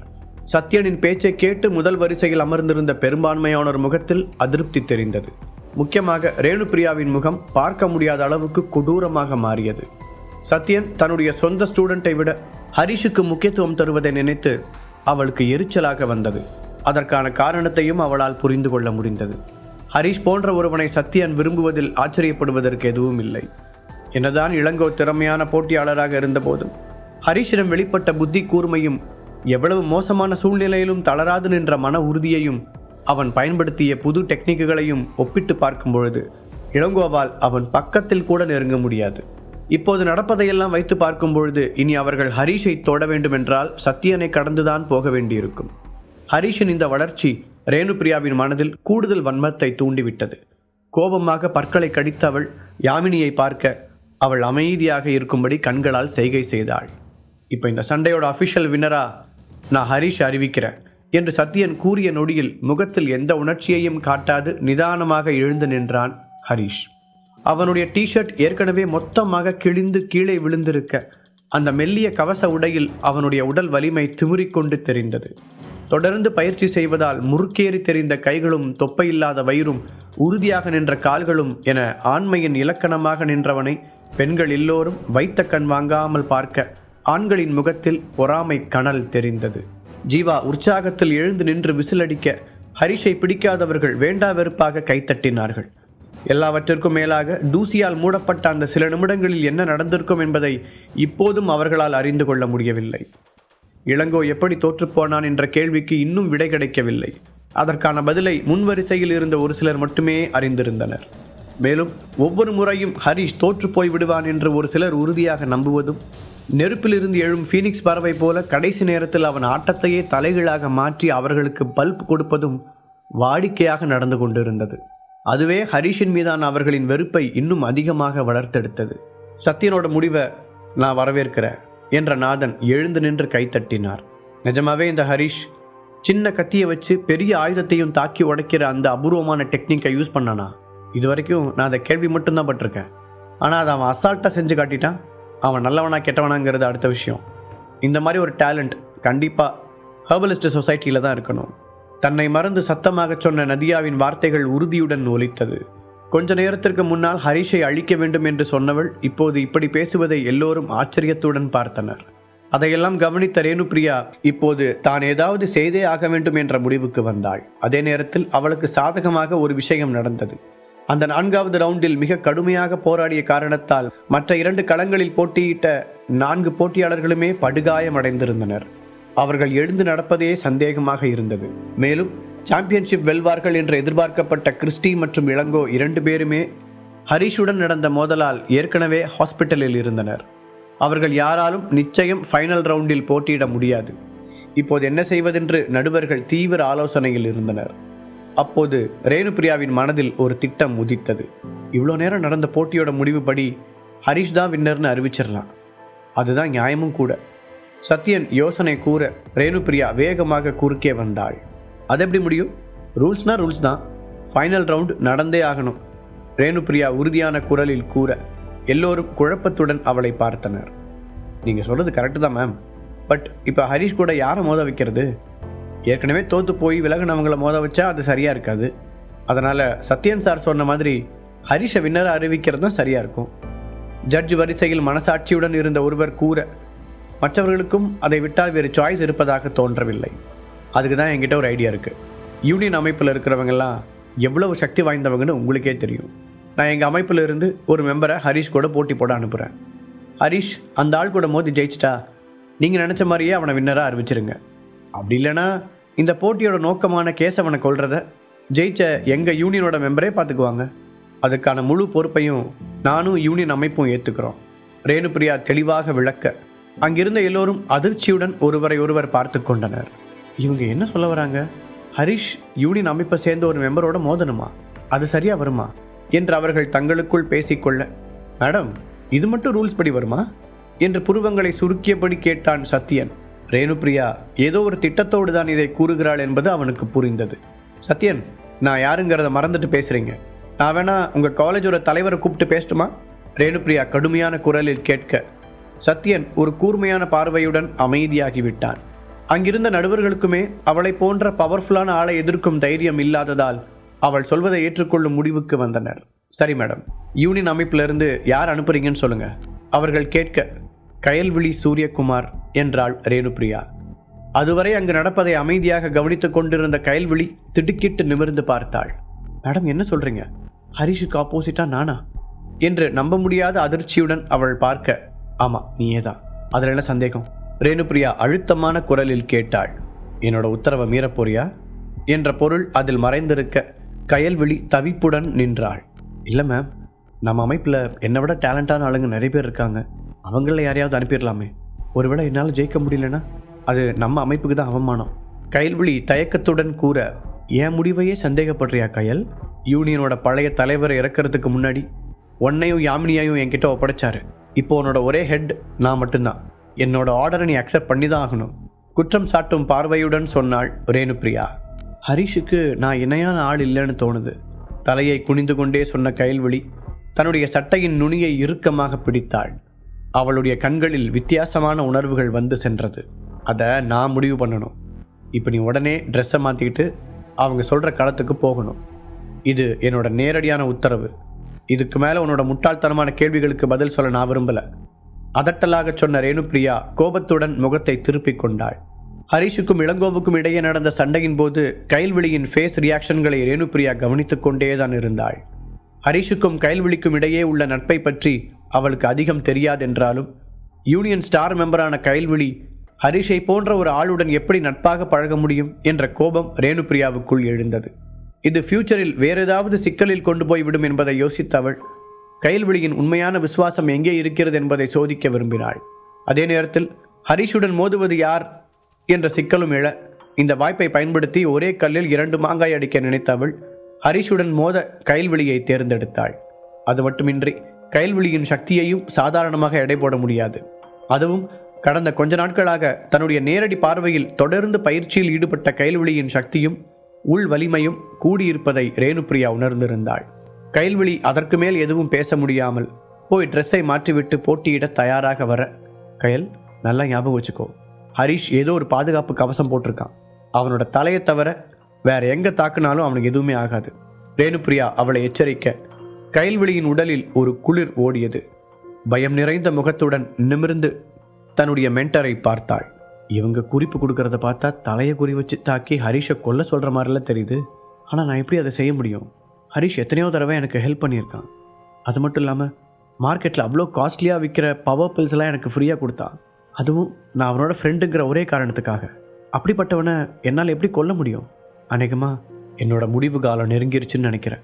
கயல்விழி கவலையுடன் யோசித்து கொண்டு இருக்கும் போதே அவளை முறைத்த ரேணுபிரியா, இன்னும் எதுக்காக இங்கே நிற்கிற கயல்விழி? உடனே போட்டி நடக்கிற இடத்துக்கு போ என்று அதிகாரமான குரலில் கூற, அதற்கு அடிபணிவதை தவிர கயலுக்கு வேறு வழியில்லை. இப்போது ரேணு யாமினியை பார்த்து கண்ணசைக்க அவள் கயல்விழியின் கையில் ஒரு வாளை தந்தாள். அதை வாங்கி கொண்டவள் ஹரிஷ் நின்ற போட்டி அரங்கை நோக்கி நடந்தாள். இந்த போட்டியோட ஃபைனல் ரவுண்ட்ஸ் ஹீலிங் ஆர்ட்ஸ் காலேஜை சேர்ந்த ஹரிஷும் யூனியன் அமைப்பைச் சேர்ந்த கயல்விழியும் மோத போகிறாங்க என்று அறிவிப்பாளர் மைக்கில் கூறி முடித்த அதே செகண்டில் கயல்விழி ஹரிஷின் எதிரில் போய் நின்றாள். ஸ்டூடெண்ட்ஸுக்கு மட்டுமாக நடத்தப்படும் போட்டி என்று அறிவிக்கப்பட்டதுக்கு மாறாக அசிஸ்டன்ட் கமிஷனரான கயல்விழி தனக்கு எதிராக நிற்பதை பார்த்து முதலில் லேசாக குழம்பிய ஹரிஷ் இதில் நிச்சயமாக ரேணுவின் பங்கு இருக்கும் என்பதை புரிந்து கொண்டான். இதைத்தான் நாங்கள் ஸ்ட்ரிக்டாக ரூல்ஸ் அண்ட் ரெகுலேஷன் ஃபாலோ பண்ணுவோம்னு காலையிலிருந்து சொல்லிக்கிட்டே இருந்தாங்களா? ரொம்ப நேர்மையாக தான் போட்டியை நடத்துகிறாங்க என்று தனக்குள் கிண்டலாக நினைத்து கொண்டவன், இந்த போட்டி எதுக்காக நடக்குதுன்னு தெரிஞ்சுதான் இங்கே வந்து நிற்கிறியா என்று கயல்விழியை பார்த்து கேட்டான். அவள் பதில் எதுவும் பேசாமல் தெரியும் என்று தலையை மட்டும் மாட்ட, நீ ஒரு ஏசிபிங்கிறது உனக்கு நினப்பு இருக்கா? ஒரு மனுஷனை கொல்றதுக்காக இந்த போட்டியை நடத்துகிறாங்க. அது நம்ம நாட்டோட சட்டத்துக்கு எதிரானது. அந்த சட்டத்தை பாதுகாக்கிற இடத்துல இருக்கிற நீ இந்த போட்டியில் ஜெயிச்சு அந்த கொலையை பண்ண போறியா கயல் என்ற ஹரிஷ் அவளை ஆழமாக பார்த்தான். எனக்கு இப்போதைக்கு இதை விட்ட வேற வழி இல்லை. கயல்விழி மெல்லிய குரலில் கூற ஹரிஷின் கண்களில் கோபம் தெரிந்தது. இன்னொரு பக்கம் அவன் உள்ளுக்குள் மிகவும் பலவீனமாக உணர்ந்தான். என்னதான் நேற்று ருத்ரவேந்தர் கொடுத்த கிறிஸ்டல் மாத்திரைகளும் அவன் இதுவரை எடுத்துக்கொண்ட ஹெர்பல் டேப்லெட்டுகளும் அவனை வலிமை உள்ளவனாக மாற்றியிருந்தாலும் காலையிலிருந்து விடாமல் பங்கேற்று கொண்டு இருந்த சண்டைகளும் அதற்காக அவன் பயன்படுத்திய அதீத சக்திகளும் ஹரிஷை கொஞ்சம் கொஞ்சமாக பலவீனமாக்கி கொண்டு இருந்தது. நீ இங்கிருந்து கிளம்பலாம். ஒரு ஃப்ரெண்டு கூட சண்டை போடுறதுக்கு நான் தயாரல்ல. ஹரிஷ் முடிந்தவரை அமைதியான குரலில் அவளிடம் கூறினான். இல்லை, என்னால் முடியாது. நான் சண்டை போடாமல் இங்கிருந்து போக மாட்டேன். கைல்விழி நடுங்கும் உதடுகளை அழுத்தமாக கடித்தபடி கூறினாள். அப்படின்னா என்னை தோக்கடிக்க முடியும்னு நீ நினைக்கிறியா? ஹரிஷ் ஒரு மாதிரியான குரலில் கேட்க கைல்விழி பதில் சொல்ல முடியாமல் அவனை நிமிர்ந்து பார்த்தாள். இங்கு வந்ததிலிருந்து அவன் பங்கேற்ற சண்டைகளை பற்றியும் அதில் அவன் வெளிப்படுத்திய திறமைகளை பற்றியும் மற்றவர்கள் பேசுவதை கேட்டுக்கொண்டுதான் இருக்கிறாள். மேலும் ஹரிஷின் சண்டையிடும் திறமை எப்படி இருக்கும் என்பதை அவளே பலமுறை நேரிலும் பார்த்திருக்கிறாள். அப்படிப்பட்ட ஹரிஷுக்கு எதிராக தன்னால் மோதி ஜெயிக்க முடியுமா? கைல்விழிக்குள்ளும் அதே கேள்வி எழுந்தது.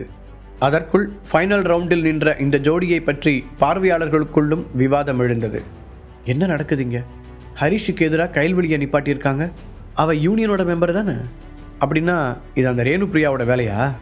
ஜீவா கோபமாக தன்னுடைய உள்ளங்கையை குத்தி கொள்ள, இப்படி ஒரு முட்டாள்தனத்தை அவங்க செய்வாங்கன்னு நான் எதிர்பார்க்கவே இல்லை. மோனிஷாவும் ஆத்திரத்துடன் கூறினாள். எப்படியோ ஹரிஷ் ஃபைனல் ரவுண்டுக்கு நுழைந்து விட்டதால் அவளுடைய தாத்தாவை காப்பாற்றி விடலாம் என்ற நம்பிக்கை மோனிஷாவிற்கு வந்திருந்தது. இப்போது யூனியன் அமைப்பைச் சேர்ந்த ஒரு மெம்பர் ஹரிஷுக்கு எதிராக நிற்கவும் அவளுக்கு மீண்டும் பயம் வந்தது. பூஜா அவளை அணைத்து ஆறுதல் படுத்தினாள். இதில் நம்மால் செய்ய முடிஞ்சது எதுவும் இல்லை. நாம் ஃபைனல் ரவுண்டு முடிகிற வரைக்கும் வெயிட் பண்ணி தான் ஆகணும். பூஜா ஒரு பெரும் மூச்சுடன் கூற மற்றவர்களுக்கும் அதுதான் உண்மை என்பது புரிந்தது. அதே நேரத்தில் ஹரிஷின் முன்பாக அவ நம்பிக்கையுடன் நின்றிருந்த கைல்விழி ஒரு உறுதியான பார்வையுடன் அவனை நிமிர்ந்து பார்த்தாள்.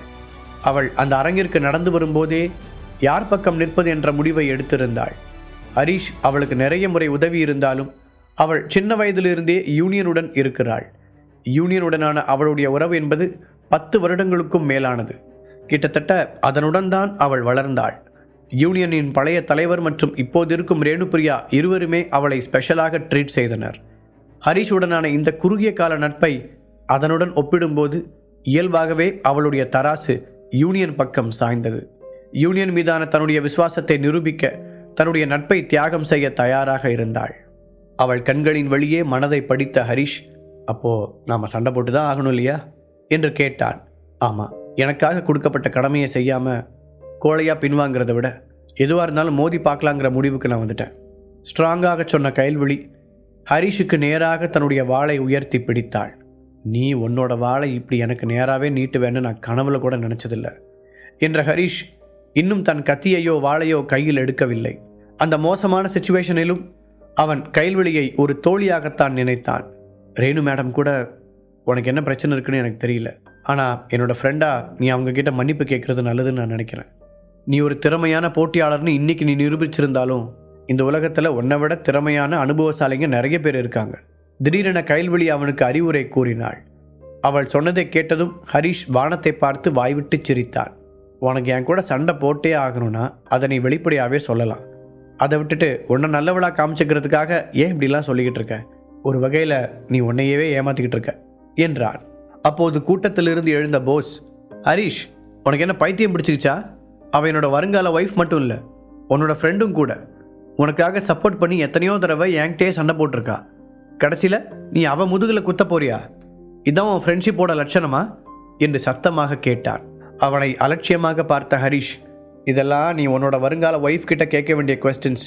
நான் ஒன்றும் ஏசிபி மேடத்துக்கு எதிராக போய் நிற்கலை. ஆல்ரெடி 4 ரவுண்டில் போராடி ஜெயிச்சுட்டு தான் இந்த இடத்துக்கு நான் வந்திருக்கேன். அவள் தான் எதுவுமே செய்யாமல் நேராக ஃப்ளைட்டை பிடிச்சி ஃபைனல் ரவுண்டுக்கு வந்து இறங்கியிருக்கா. இதில் என்னோட தப்பு எதுவுமே இல்லை. இந்த மேனேஜ்மெண்ட் முடிவு பண்ணி யார் எனக்கு போட்டி அனுப்புகிறாங்களோ அவங்க கூட நான் சண்டை போட்டு தான் ஆகணும் என்று நிதானமாக கூறினான். அதே நேரத்தில் ரேணு பிரியாவிற்கு பக்கத்தில் சென்ற சத்யன், கைல்விழியை வேணும்னே தான் நீங்கள் இதுக்குள்ளே கொண்டு வந்தீங்கன்னு எனக்கு புரியுது.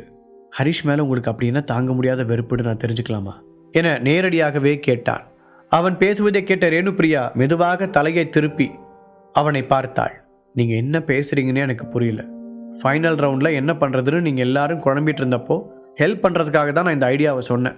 அதில் எதுவும் தப்பு இருக்கிறதா எனக்கு தோணலை என்று அவள் தோள்களை குலுக்க, இதை என்ன நம்ப சொல்கிறியா என்பதைப் போல அவளை கிண்டலாக பார்த்தான் சத்யன். அது மட்டும் இல்லை, கேசவனை கொல்ற இந்த வாய்ப்பு எங்கள் அமைப்புக்கு கிடைக்கணும்னு நான் விரும்புகிறேன். அதுவும் ஹரிஷ் கூட கம்பேர் பண்ணும்போது யூனியனில் அதை விட பெஸ்ட்டான ஆளுங்க இருக்காங்கன்னு எனக்கு தோணுச்சு. அவன் இந்த ஃபீல்டுக்கே புதுசு. ஸோ அவன் இந்த வேலையை சரியாக முடிப்பான்னு எனக்கு நம்பிக்கை இல்லை. உங்களோட ஃபேவரட் ஸ்டூடெண்ட் கேவலமாக தோற்று போகிறத நீங்கள் பார்க்க விரும்பலைன்னா இப்போவே இந்த போட்டி நிறுத்திட்டு கேசவனை கொல்ற பொறுப்பை எங்ககிட்ட கொடுத்துருங்க என்று அழுத்தம் திருத்தமாக கூறினாள். இதை கேட்ட அனைவரும் அவளுடைய கான்ஃபிடன்ஸை பார்த்து ஆச்சரியத்தில் வாய் பிளந்தனர். டாப் 10 ஆர்கனைசேஷனுடன் ஹீலிங் ஆர்ட்ஸ் காலேஜின் தொடர்பு உண்மையில் விசித்திரமானது. டாப் 10 ஆர்கனைசேஷன் 10 அமைப்புகளால் கூட்டாக நிறுவப்பட்டாலும் கடந்த சில ஆண்டுகளுக்கு முன்பாக ஹீலிங் ஆர்ட்ஸ் காலேஜின் மேனேஜ்மெண்ட் தனியாக பிரிந்து சுதந்திரமான அமைப்பாக மாறியது. மற்ற நிறுவனங்களைப் போல இல்லாமல் இங்கு படிக்கும் மாணவர்கள் உடனடியாக பெரிய பொறுப்புகளில் வர வேண்டும் என்பது அவர்களுடைய கனவாக இருந்தது.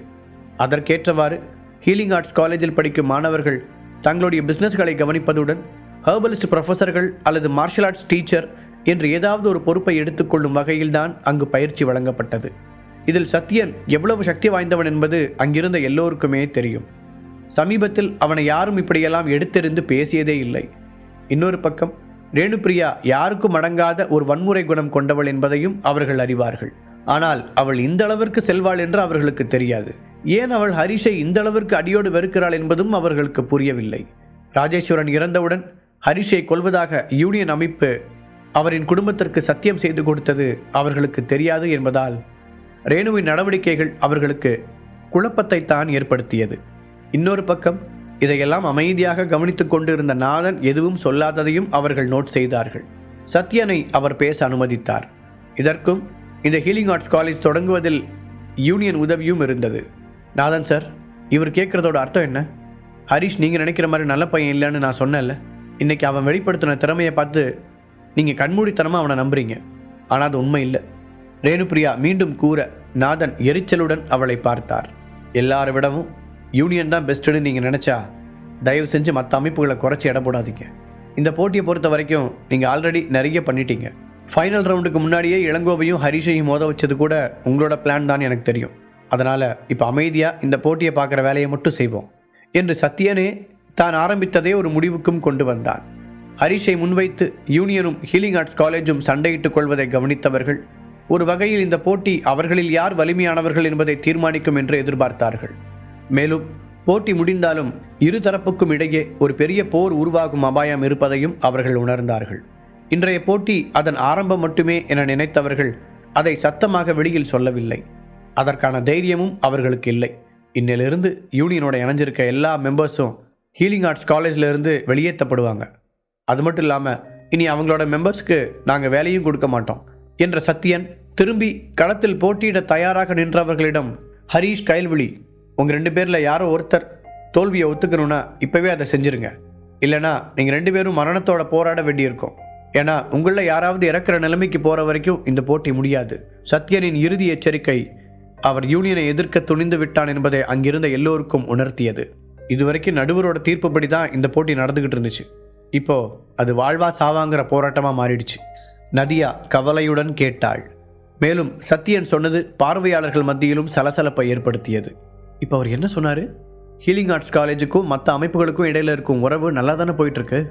இப்போ பார்த்தா அதுக்குள்ளே ஒரு விரிசல் வரும் போல தெரியுது. ஹீலிங் ஆர்ட்ஸ் காலேஜும் யூனியன் அமைப்பும் எதிரிகளை மாறினா அவங்களுக்கு ஆதரவு தெரிவிக்கிறவங்களும் 2ஆக பிரிவாங்க. இது இவ்வளோ நாள் கடைபிடிச்சு வந்த கட்டுப்பாட்டை உடைக்கும். இந்த ஆர்கனைசேஷனுக்குள்ளே ஒரு பெரிய பிளவை கொண்டு வரும். நினைக்கும் போதே அவர்களுக்கு பீதியாக இருந்தது. உங்கள் வருங்கால டீன் சொன்னதை கேட்டல. சப்போஸ் இப்போ நீ தோல்வியை ஒத்துக்கிட்டு வெளியேறினா நாம் திரும்பவும் நண்பர்களாக இருக்கலாம். அதோட 2 அமைப்புகளுக்குள்ள இடையில இருக்கிற ஃப்ரெண்ட்ஷிப்பும் அப்படியே இருக்கும். கைல்விழி சொல்ல அவளை பார்த்த ஹரிஷ், இந்த போட்டியில் நான் ஜெயிப்பேன்னு கொஞ்சம் பேருக்கு ப்ராமிஸ் பண்ணியிருக்கேன். அதனால் நான் அந்த ப்ராமிஸை காப்பாற்றி ஆகணும் என்று உறுதியான குரலில் பதிலளித்தான். மோனிஷாவின் தாத்தாவை காப்பாற்றுவதாக தான் அவளுக்கு உறுதியளித்தது ஒரு கணம் அவன் கண்முன்னால் வந்து சென்றது. அப்படின்னா நாம் மோதித்தான் ஆகணும் சொன்ன கைல்விழி வாளை உயர்த்தியபடி ஹரிஷின் மீது பாய்ந்தாள். அவள் வாளை வீசிய வேகத்தில் அது ஹரிஷின் உடம்பில் பட்டு தீப்பொறி எழுந்தது. ஹரிஷ் ஒரு பவர்ஃபுல்லான கவசத்தை உடம்புல போட்டிருக்கிறத நான் பார்த்தேன். சொன்ன ஒரு ப்ரொஃபஸரின் கண்களில் பேராசை மின்னியது.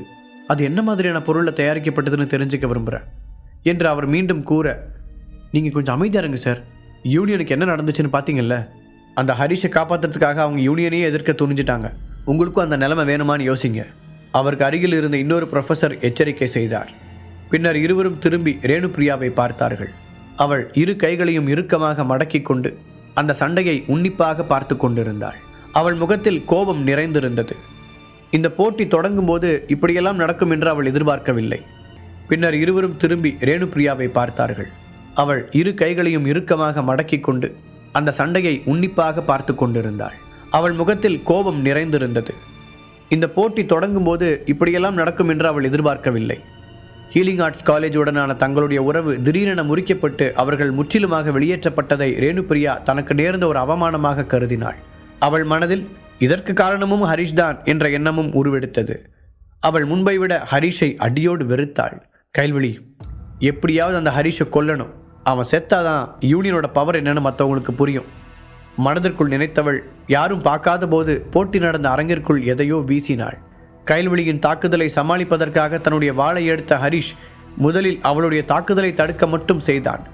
அவளை திருப்பி தாக்குவதற்கு இன்னும் அவனுக்கு மனம் வரவில்லை. சத்யன் சொன்னதைப் போல அவர்களில் ஒருவர் இறக்க வேண்டுமா என்பதை நினைத்து அவனுக்கும் கவலையாக இருந்தது. கேசவன் இறந்துவிடக்கூடாது என்பதற்காகத்தான் அவன் இந்த போட்டிக்கே வந்தான். ஆனால் இப்போது அவனுடைய தோழியான கைல்விழியையே கொல்லக்கூடிய இக்கட்டான சூழ்நிலையில் அவன் நின்றான். இந்த சிச்சுவேஷனை எப்படி சமாளிப்பதென்று அவன் தீவிரமாக யோசிக்க தொடங்கினான். ஆனால் கைல்விழிக்கு அந்த கவலையெல்லாம் இருப்பதைப் போல தெரியவில்லை. அவள் முழு சந்திரமுகியாக மாறிக்கொண்டிருந்தாள். தன்னுடைய மென்டாரின் கட்டளையை நிறைவேற்றுவதற்காக தன்னால் முடிந்தவரை ஹரிஷை பலமாக தாக்க முயற்சித்தாள். அந்த நேரத்தில் யாருமே எதிர்பார்க்காத ஒன்று அங்கே நடந்தது. ஹரிஷ் தன்னுடைய வாளை வீச முயற்சி செய்தபோது அவன் முகம் மற்றும் கழுத்தில் வினோதமான வலி ஏற்பட்டது. ஏதோ ஒன்று ஊசி போல குத்துவதை உணர்ந்தவன் வேகமாக அந்த இடங்களை தேய்த்து கொண்டான். அதை தேனீ கூட்டம் என்று நினைத்தவன் அது தற்செயலாக அங்கு வந்திருக்கும் என முடிவெடுத்து அவற்றை விரட்ட முயற்சி செய்தான். இருந்தாலும் வலியால் துடித்த அவன் திடீரென ஒரு ஸ்ட்ராங்கான சக்தி அவனை இழுப்பதை உணர்ந்தான். சில வினாடிகளுக்கு பிறகு கைல்விழி பிடித்திருந்த வாளின் கூர்மையான நுனியை நோக்கி அவனுடைய கட்டுப்பாடு இன்றியே அவன் நகர்ந்தான். ஹரிஷ் ஏன் இப்படி செய்கிறான் என்பது கூட்டத்தில் இருந்தவர்களுக்கு புரியவில்லை. இந்த பைத்தியக்காரன் என்ன பண்ணுறான்? அவனே சாவ தேடி போகிறான். வைபவ் குழப்பத்துடன் கேட்டான். ஒருவேளை அவனோட தலை அந்த வாளை விட ஸ்ட்ராங்காக இருக்குன்னு நினைக்கிறானோ? வைபவின் அல்லக்கை ஒருவன் கேலி செய்து சிரிக்க, கடைசியில் அவன் முட்டாள்தாங்கிறத ஒரு வழியாக ப்ரூவ் பண்ணுறான் என்று இன்னொருவனும் அவர்களுடன் சேர்ந்து கொண்டான்.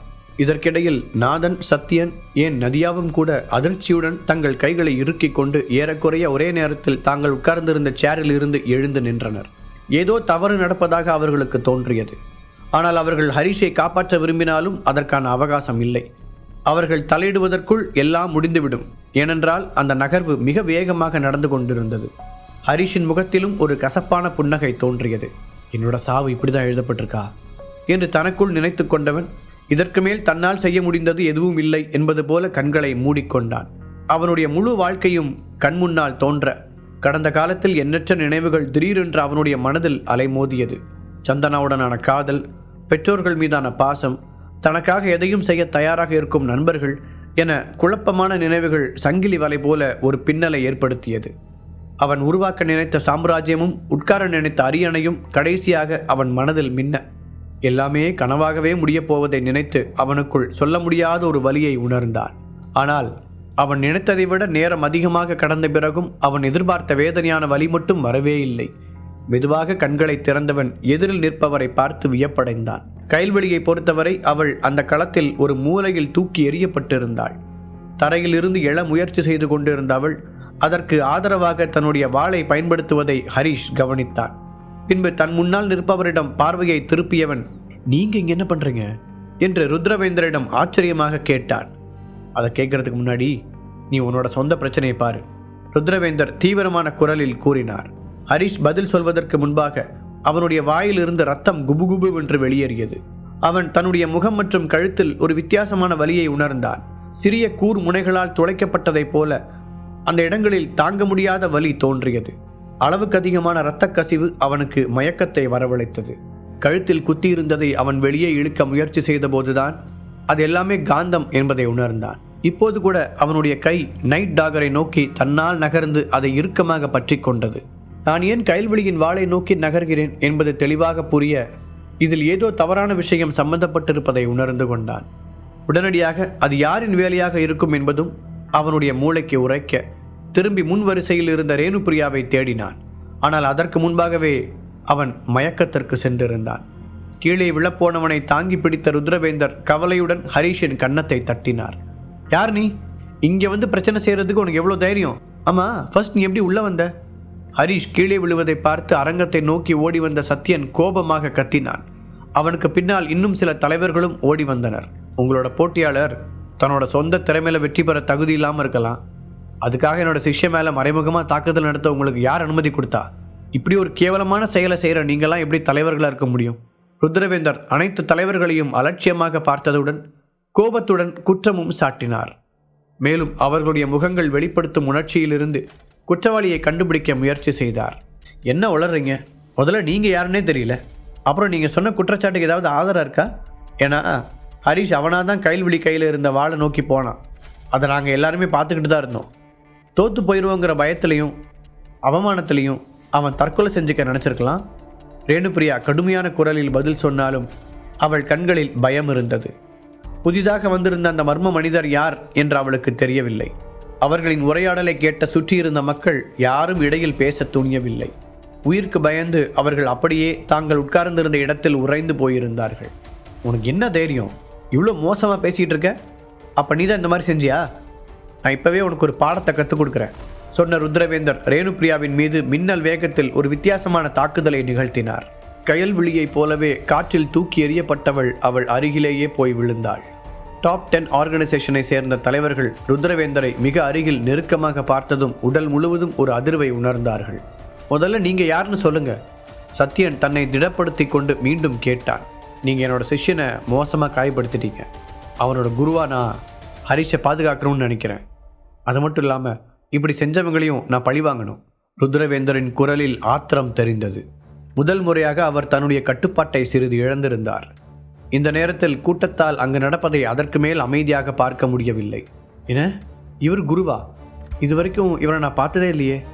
வைபவ் ஆச்சரியப்பட, இவனை மாதிரி ஒரு ஆளுக்கெல்லாம் குருன்னு ஒருத்தர் இருக்காருன்றதே ஒரு அதிசயமான விஷயந்தான்.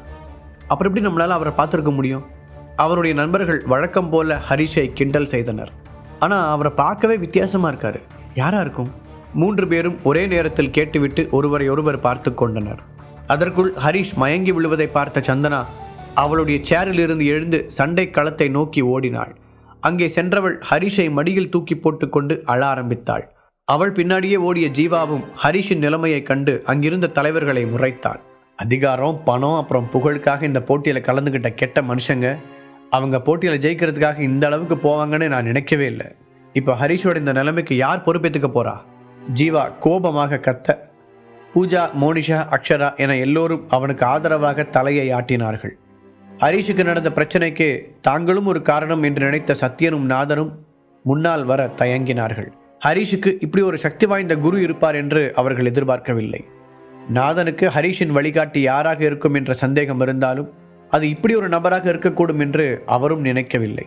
இதற்கிடையில் அங்கிருந்த மற்ற தலைவர்களும் ஹரிஷின் மீது தங்களுடைய கவனத்தை செலுத்தினார்கள். எண்ணிக்கையில் அவர்கள் அதிகம் இருந்தாலும் ஹரிஷின் குரு என சொல்லிக் கொள்கிற அந்த ஒருவர் அவ்வளவு சாதாரணமான ஆளில்லை என்பதை அவர்களால் உணர முடிந்தது.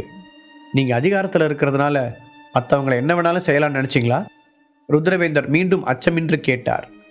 அவருடைய கூர்மையான கண்கள் அந்த குழுவில் இருந்த ஒவ்வொருவரையும் கவனமாக ஆராய்ந்தது. என்னோட கேள்விக்கு நீ இன்னும் பதில் சொல்லவே இல்லை. யார் நீ? சுயநினைவுக்கு வந்த சத்யன் மீண்டும் எரிச்சலுடன் கேட்டான். உங்கள் கூட வீணா பேசிகிட்டு இருக்கலாம், எனக்கு நேரம் இல்லை. நான் என்னோட சிஷ்யனை கூட்டிகிட்டு போக போகிறேன். உங்களில் யாருக்காவது சாகணும்னு ஆசை இருந்தால் மட்டும் என்னை தடுக்க முயற்சி பண்ணுங்க என்றவர் சந்தனாவின் பக்கம் திரும்பினார். சந்தனா, நான் ஹரிஷோட குரு, வழிகாட்டி, எப்படி வேணாலும் வச்சுக்கலாம். இப்போ நீ அவனை என்கிட்ட ஒப்படைச்சே ஆகணும். பயப்படாத, நான் கண்டிப்பாக அவனை காப்பாற்றி கொடுக்க முயற்சி பண்ணுறேன்.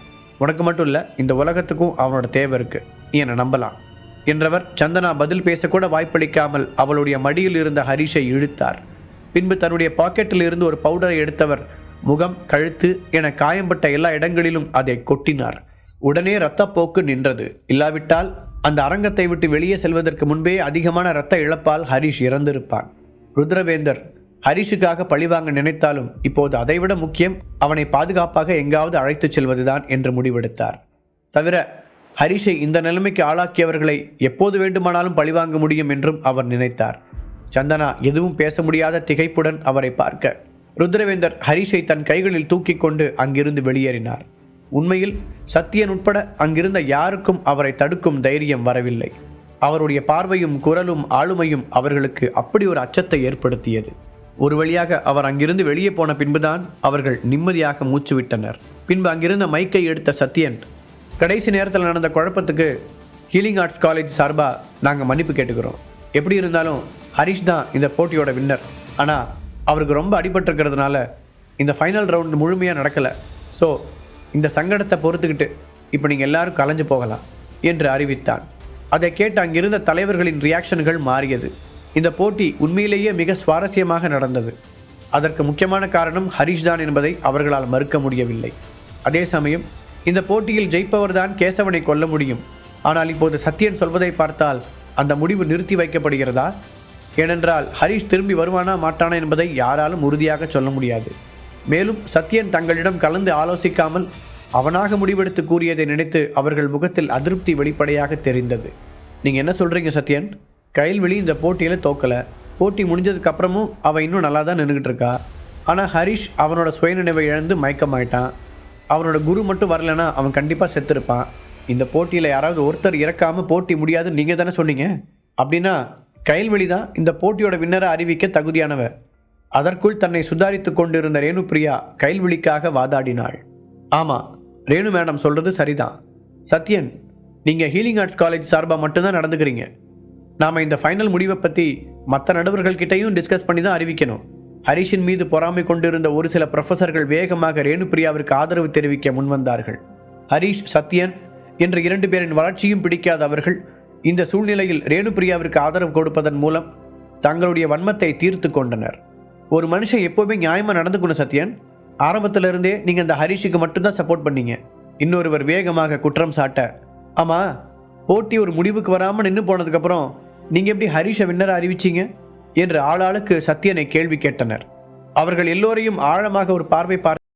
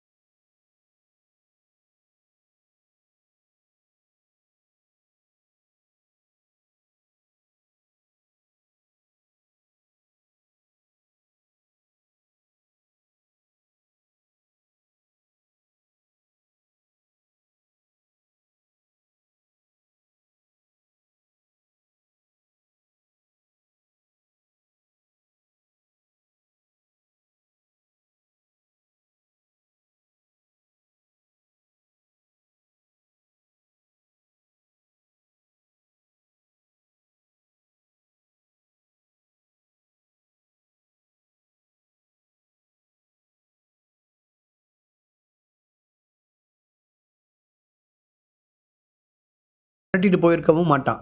ஆக மொத்தத்தில் இங்கே நடந்த எல்லா குளறுபடிகளுக்கும் முக்கியமான காரணம் நீங்களும் ஹரிஷ் மேலே நீங்கள் காமிச்ச வெறுப்பும் தான். எனக்கு என்னமோ நீங்கள் அவன் மேலே காட்டின வெறுப்பை பார்த்தா அது அவனோட திறமை மேலே உங்களுக்கு இருக்கிற பொறாமையோட வெளிப்பாடுன்னு தான் எனக்கு தோணுது. எப்படி இருந்தாலும் நான் முன்னாடியே சொன்ன மாதிரி யூனியனோட மெம்பர்ஸ்க்கு இனிமேல் எங்களோட ஹீலிங் ஆர்ட்ஸ் காலேஜில் இடம் இல்லை. ஸோ நீங்கள் உடனே எங்கள் காலேஜை விட்டு வெளியே போங்க. சத்யன் உத்தரவிடும் குரலில் கூற அதை கேட்ட அங்கிருந்த தலைவர்களும் முக்கியமான ப்ரொஃபஸர்களும் அப்படியே அதிர்ச்சியில் உறைந்து போனார்கள். அந்த போட்டியில் வெற்றி பெற்றது ஹரிஷ் தான் என்று சத்யன் அறிவிக்க ரேணுபிரியாவிற்கும் இன்னும் சிலருக்கும் அந்த முடிவில் சிறிதும் விருப்பமில்லாமல் போனது. ரேணுகா தனது முடிவை கூற முயற்சி செய்ய சத்யன் அவள்தான் எல்லா பிரச்சனைகளுக்கும் காரணம் என்று சொல்லி அவளை வெளியே செல்லச் சொல்ல அங்கிருந்த எல்லோரும் அதிர்ச்சி அடைந்தனர். அதற்குள் அந்த சூழ்நிலையை மாற்ற நினைத்த நதியா, ஹரிஷோட திறமையை பார்க்கும்போது எங்கள் எல்லாருக்கும் ரொம்ப ஆச்சரியமாக இருக்குது. இப்படிப்பட்ட ஒரு ஆள் எங்கள் சொசைட்டியில் இருக்கிறது எங்களுக்கு இன்னும் பெருமையான ஒரு விஷயம் என்று ஹரிஷை தங்களோடு சேர்த்து கொள்ளும் ஆர்வத்தை அனைவர் முன்னிலையிலும் மீண்டும் வெளிப்படுத்தினாள். அங்கிருந்த மற்ற சிலருக்கும் கூட ரேணுபிரியாவைப் போலவே ஹரிஷை வெற்றியாளனாய் அறிவித்ததில் விருப்பமில்லாமல் இருந்தது. ஆனால் நதியாவின் பேச்சை கேட்டதும் யாருமே அவர்கள் எதிர்ப்பு தெரிவிக்கவில்லை. சடனாக அவர்கள் அனைவரும் அமைதியாகிவிட்டதை கவனித்த ரேணுபிரியா, நீங்கள் எல்லாரும் என்னை ரொம்ப அவமானப்படுத்திட்டீங்க, இது எல்லாத்துக்கும் நீங்கள் பதில் சொல்லியாகணும் என்று கோபமாக சொல்லிவிட்டு அங்கிருந்து வெளியேறினாள். அவள் அங்கிருந்து சென்றதை கூட யாரும் பெரிதாய் கண்டுகொள்ளவில்லை. பிறகு மீண்டும் இங்கிருக்கிற யாருக்கெல்லாம் புதுசாக வந்த ஹரிஷோட மென்டார் பற்றி தெரியும்னு எங்களுக்கு தெரியல, எங்களுக்குமே அவரை பற்றி சரியாக எதுவும் தெரியல. ஆனால் ஹரிஷை எங்களோட சேர்த்துக்கிறதுக்கு நாங்கள் தயாராக இருக்கோம். இதுக்கப்புறம் முடிவு ஹரிஷ் தான் என்று தெள்ள தெளிவாக விருப்பத்தை அந்த இடத்தில் மீண்டும் ஒருமுறை பதிவு செய்தாள் நதியா. பிறகு விழா முடிவதற்கான நன்றியுரை கொடுக்கப்பட்டது. பின் ஒவ்வொரு ஹீலிங் கல்லூரியிலிருந்து வந்த மாணவர்களையும் அந்தந்த கல்லூரியைச் சேர்ந்த பொறுப்பாளர்கள் அழைத்து சென்று விட்டனர். சந்தனா, ஜீவா, அக்ஷரா, பூஜா, மோனிஷா இவர்களை தவிர வேறு யாரும் ஹரிஷை பற்றி யோசிக்க கூட இல்லை என்பதுதான் உண்மை. ஏனோ அவருடைய நிலைமையை நினைத்து பார்த்த சந்தனாவிற்கு அதற்கு மேல் அங்கு இருக்க முடியவில்லை. அதனால் அங்கிருந்து கிளம்பியவள் நேராக வீட்டிற்கு வந்து சேர்ந்தாள். ஆனால் வீட்டிற்கு வந்த பிறகு கூட எதுவும் செய்ய தோன்றவில்லை. சோர்ந்து போய் சோஃபாவில் அமர்ந்தவளுக்கு கண்ணீர் மட்டும் நிற்காமல் வழிந்து கொண்டே இருந்தது. என்ன ஆனாலும் ஹரிஷை அவள் பார்த்த நிலையை அவளால் கடக்கவே முடியவில்லை. கண்ணுக்குள் காட்சி அப்படியே இன்னும் நின்று கொண்டிருக்க தன்னை கட்டுப்படுத்தி கொள்ள முடியாமல் அழுது கரைந்தாள். சந்தனா வீட்டிற்கு வந்ததை அறிந்து அவளை தேடி வந்த திலகா, சந்தனா, உனக்கு என்னாச்சு? எதுக்கு இப்படி அழுதுட்டு இருக்க என்று கேட்க, நடந்ததெல்லாம் உங்களுக்கும் தெரியும் தானே. இப்போ ஹரிஷோட நிலைமை என்னன்னு எனக்கு எதுவுமே தெரியல. என்னால் எப்படி அழாமல் இருக்க முடியும் என்று கேட்க, அட இதுக்கா நீ அழுதுட்டு இருக்க என்று சாதாரணமாக கேட்ட திலகா, அவனுக்கு ஏதாவது ஆனால் சந்தோஷம்னு நினைப்பியா? அதை விட்டுட்டு இப்படி வேலை மெனக்கிட்டு அழுதுகிட்டு இருக்க, உனக்கு கொஞ்சம் கூட அறிவே இல்லையா என்று ஹரிஷ் நிலைமையை நினைத்து சிறிதும் வருத்தப்படாமல் வெகு சாதாரணமாக கூறிய அம்மாவை வேற்று கிரகவாசி போல பார்த்து வைத்தாள் சந்தனா. பிறகு, அம்மா நீங்கள் என்ன பேசிகிட்டு இருக்கீங்க? ஹரிஷ் ஒன்றும் யாரோ ஒருத்தன் கிடையாது. ஹரிஷ் என்னோட ஹஸ்பண்ட். அவனுக்கு ஏதாவது ஆனால் என்னால் அதை எப்படி தாங்கிக்க முடியும்? நீங்கள் எதுக்காக இவ்வளோ மோசமாக பேசுகிறீங்க என்று கேட்க, ஆமாம், ஊர்லேயே இல்லாத புருஷன், யாருக்குமே இப்படி ஒரு புருஷன் கிடைக்கவே மாட்டான் பாரு. அவனுக்காக நீ உட்காந்து அழுதுட்டு வேற இருக்க. ஒரு வேலைக்கு லாய்க்கில்லாத ஒரு உருப்படாத அவனுக்காக ஒரு நிமிஷம் கண்ணீர் விடுறது கூட வேஸ்ட்டு தான். அவனுக்கு என்ன தெரியும்? சாப்பிட தெரியும், தூங்க தெரியும், உன் கூட சேர்ந்து ஊர் சுத்த தெரியும். வேற எதுக்காவது அவனுக்கு துப்பு இருக்கா? இல்லை ஏதாவது ஒரு விஷயத்த ஒழுங்காக செஞ்சுருக்கானா? அப்படிப்பட்டவன் இருக்கிறது ஒன்று தான், இல்லாமல் இருக்கிறது ஒன்று தான். இன்னும் சொல்லப்போனால் அவன் இல்லாமல் இருக்கிறது ரொம்ப நல்லது. அவன் மட்டும் இல்லைன்னா உனக்கு ஏற்ற மாதிரி ஒரு பையனை பார்த்து நான் கல்யாணம் பண்ணி வைப்பேன் என்று சொல்ல அம்மாவை அதிர்ச்சியாக பார்த்தாள் சந்தனா. அவளது அதிர்ச்சி கலந்த முகத்தை பார்த்த திலகா, இப்போதுக்கு நீ ஷாக் ஆகிற? நான் எல்லாத்தையும் யோசிச்சு தான் சொல்கிறேன். உன் அழகுக்கும் திறமைக்கும் நீ எப்படி வாழ வேண்டிய பொண்ணு தெரியுமா? போய் அவனை கல்யாணம் பண்ணி உன் வாழ்க்கையே வீணாக போச்சு. அவனுக்கு மட்டும் ஏதாவது ஆச்சுன்னா அதோட தலை முழுகிட்டு உனக்கு நல்ல பெரிய இடத்து மாப்பிள்ளையாக பார்த்து கல்யாணம் பண்ணி வைக்க வேண்டியது என்னோட பொறுப்பு. அதை பற்றிலாம் நீ கவலையே படாத, தைரியமா இரு என்று பேசிக்கொண்டே போக தன் அம்மாவின் உண்மை முகத்தை அறிந்த சந்தனா அதிர்ச்சி அடைந்தாள். யாரிடமாவது தன் மனவேதனைகளை பகிர்ந்து கொண்டாக வேண்டும் என்று நினைத்தவளுக்கு முதலில் ஞாபகம் வந்தது திலகாவின் முகம்தான். அதனால் திலகாவை அழைத்தவள் நடந்த அனைத்தையும் கூறினாள். தன் அம்மா தனக்கு ஆறுதல் கூறுவார் என்ற எண்ணத்தில் அவள் இருந்திருக்க ஹரிஷின் நிலைமையை பற்றி அறிந்தவுடன் துள்ளி குதிக்காததுதான் குறை. திலகா அந்த அளவிற்கு மகிழ்ச்சி அடைந்திருந்தாள். அதிலும் அவனுக்கு ஏதாவது ஆகிவிட வேண்டும் என்று அவசரமாக வேண்டுதல் கூட வைத்திருந்தார் அவர். இன்று மட்டுமல்ல, ஹரிஷ் மற்றும் சந்தனா இருவரும் திருமணம் செய்து கொண்ட நாளிலிருந்து அவர் இப்படித்தான். அவருக்கு ஹரிஷை பிடிக்காது என்பது அனைவரும் அறிந்த விஷயம். ஆனால் இந்த அளவிற்கு அவன் மீது வெறுப்பை வைத்திருப்பார் என்பது சந்தனாவிற்கே தெரியாத ஒன்று. எப்படியாவது ஹரிஷையும் அவளையும் பிரித்து அவளுக்கு வேறு திருமணம் செய்து வைக்க வேண்டும் என்று பல முறை திலகா முயற்சி செய்து விட்டார். ஆனால் என்ன ஆனாலும், உலகமே தலைகளாய் மாறினாலும் ஹரிஷை விட்டு வரமாட்டேன் என்று சந்தனா பிடிவாதமாய் இருக்கும் காரணத்தினால்தான் இதுவரை அவரால் தான் போட்ட எந்த திட்டத்தையும் நிறைவேற்ற முடியவில்லை. ஆனால் இப்போது ஹரிஷ் இந்த உலகத்தை விட்டு சென்று விட்டால் தான் நினைத்தது போல சந்தனாவின் வாழ்க்கையை மாற்றி அமைத்து விடலாம் என்று நினைக்கும் பொழுதே பூரித்து போனார் திலகா. அம்மா பேசுவதில் அதீத கோபம் வந்தாலும் இப்போது அவரை எதிர்த்து பேசி சண்டையிடும் நிலையில் சந்தனா இல்லை. அதனால், ஹரிஷுக்கு மட்டும் நீங்கள் சொல்கிற மாதிரி ஏதாவது ஆனா இன்னொரு கல்யாணத்தை பற்றிலாம் நான் யோசிக்க கூட மாட்டேன். காலம் முழுக்க அவரோட மனைவியாக இப்படியே இருந்துருவேன். என் வாழ்க்கையில் ஹரிஷை தவிர வேற யாருக்கும் இடம் இல்லை என்று அந்த நிலையில் கூட தன் மனதில் அவன் எந்த அளவிற்கு ஆழமாக பதிந்திருக்கிறான் என்பதை திலகாவிற்கு உணர்த்த விரும்பினாள். அதை கேட்டதும் அதிர்ச்சி அடைந்த திலகா, ஐயோ, விட்டா மொத்தமாக மண்ணள்ளி போட்டுருவா போலையே என்று மனதிற்குள் பதறிவிட்டு, உனக்கு கொஞ்சம் கூட அறிவில்லையா? என்ன பேசிகிட்டு இருக்க நீ? உன் வயசு என்ன? நீ வாழ வேண்டிய வாழ்க்கை என்ன? கொஞ்சம் கூட யோசிக்காமல் நீ பாட்டுக்கு காலம் முழுக்க அவனை நினச்சிக்கிட்டே இருந்துருவேன்னு சொல்கிற. யோசிச்சு பேசு. உனக்குன்னு ஒரு லைஃப் இருக்குது. அதை எப்படி சரியாக அமைச்சு கொடுக்கணும்னு அம்மாவுக்கு தெரியும். நீ எதுவும் பண்ணாமல் இருந்தாவே போதும். அவன் அப்படி என்ன பண்ணி தொலைச்சான்னு தெரியல, அவன் மேலே இந்த அளவுக்கு நீ கண்மூடித்தனமாக பாசம் வச்சுருக்க. இதெல்லாம் நல்லதுக்கே இல்லை என்று சொன்ன திலகா மீண்டும் அவளிடம் வந்து, அவனுக்கு மட்டும் ஏதாவது ஆச்சுன்னு எனக்கு தகவல் வந்துச்சு, அடுத்த நிமிஷமே உனக்கு இன்னொரு கல்யாணம் பண்ணுறதுக்கான ஏற்பாடெல்லாம் நான் பண்ண ஆரம்பிச்சிருவேன். என் முடிவில் எந்த மாற்றமும் கிடையாது. கண்டதை போட்டு யோசிச்சு குழப்பிக்காம தைரியமாறு, அவ்வளவுதான் என்னால் சொல்ல முடியும் என்று கொஞ்சம் கூட அவள் மனதில் இருக்கும் எண்ணத்திற்கும் அவள் வைத்திருக்கும் காதலுக்கும் மரியாதை கொடுக்காமல் பேசினார் திலகா. கண்களை உருட்டி அம்மாவை பார்த்த சந்தனாவிற்கு என்ன பேசி அவருக்கு தன் நிலையை புரிய வைப்பது என்று ஒன்றும் புரியவில்லை. அவள் அமைதியாகவே இருக்க, உங்கள் 2 பேருக்கும் கல்யாணம் ஆகி என்ன 50 வருஷம் ஆயிடுச்சா? இல்லை உனக்கு தான் குழந்தை ஏதாவது இருக்கா? எதுவுமே இல்லை. அப்படி இருக்கும்போது எதுக்காக அவனை நினச்சிக்கிட்டு இருக்கணும்னு நினைக்கிறேன்? அதெல்லாம் ஒன்றும் வேண்டாம்.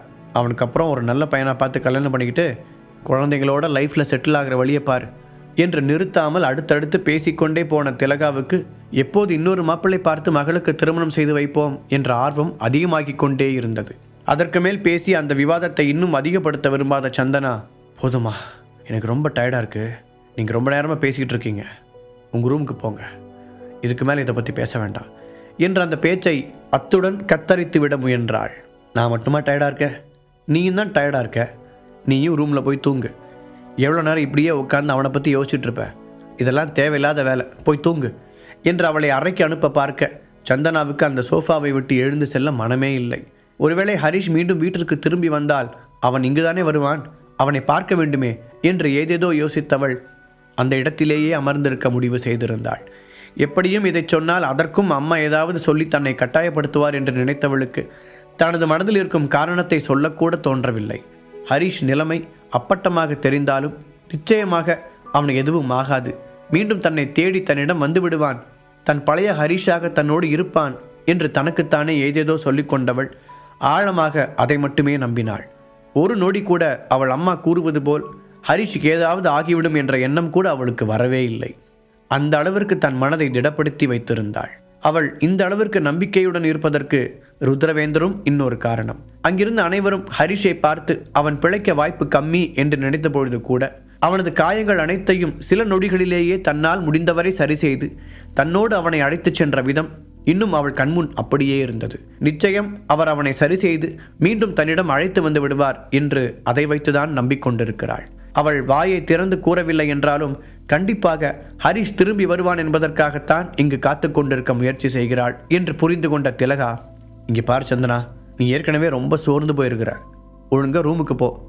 அவன் திரும்ப வருவான்னு நம்பி இங்கேயே உட்காந்து அவனுக்காக வெயிட் பண்ணிட்டு இருக்காத.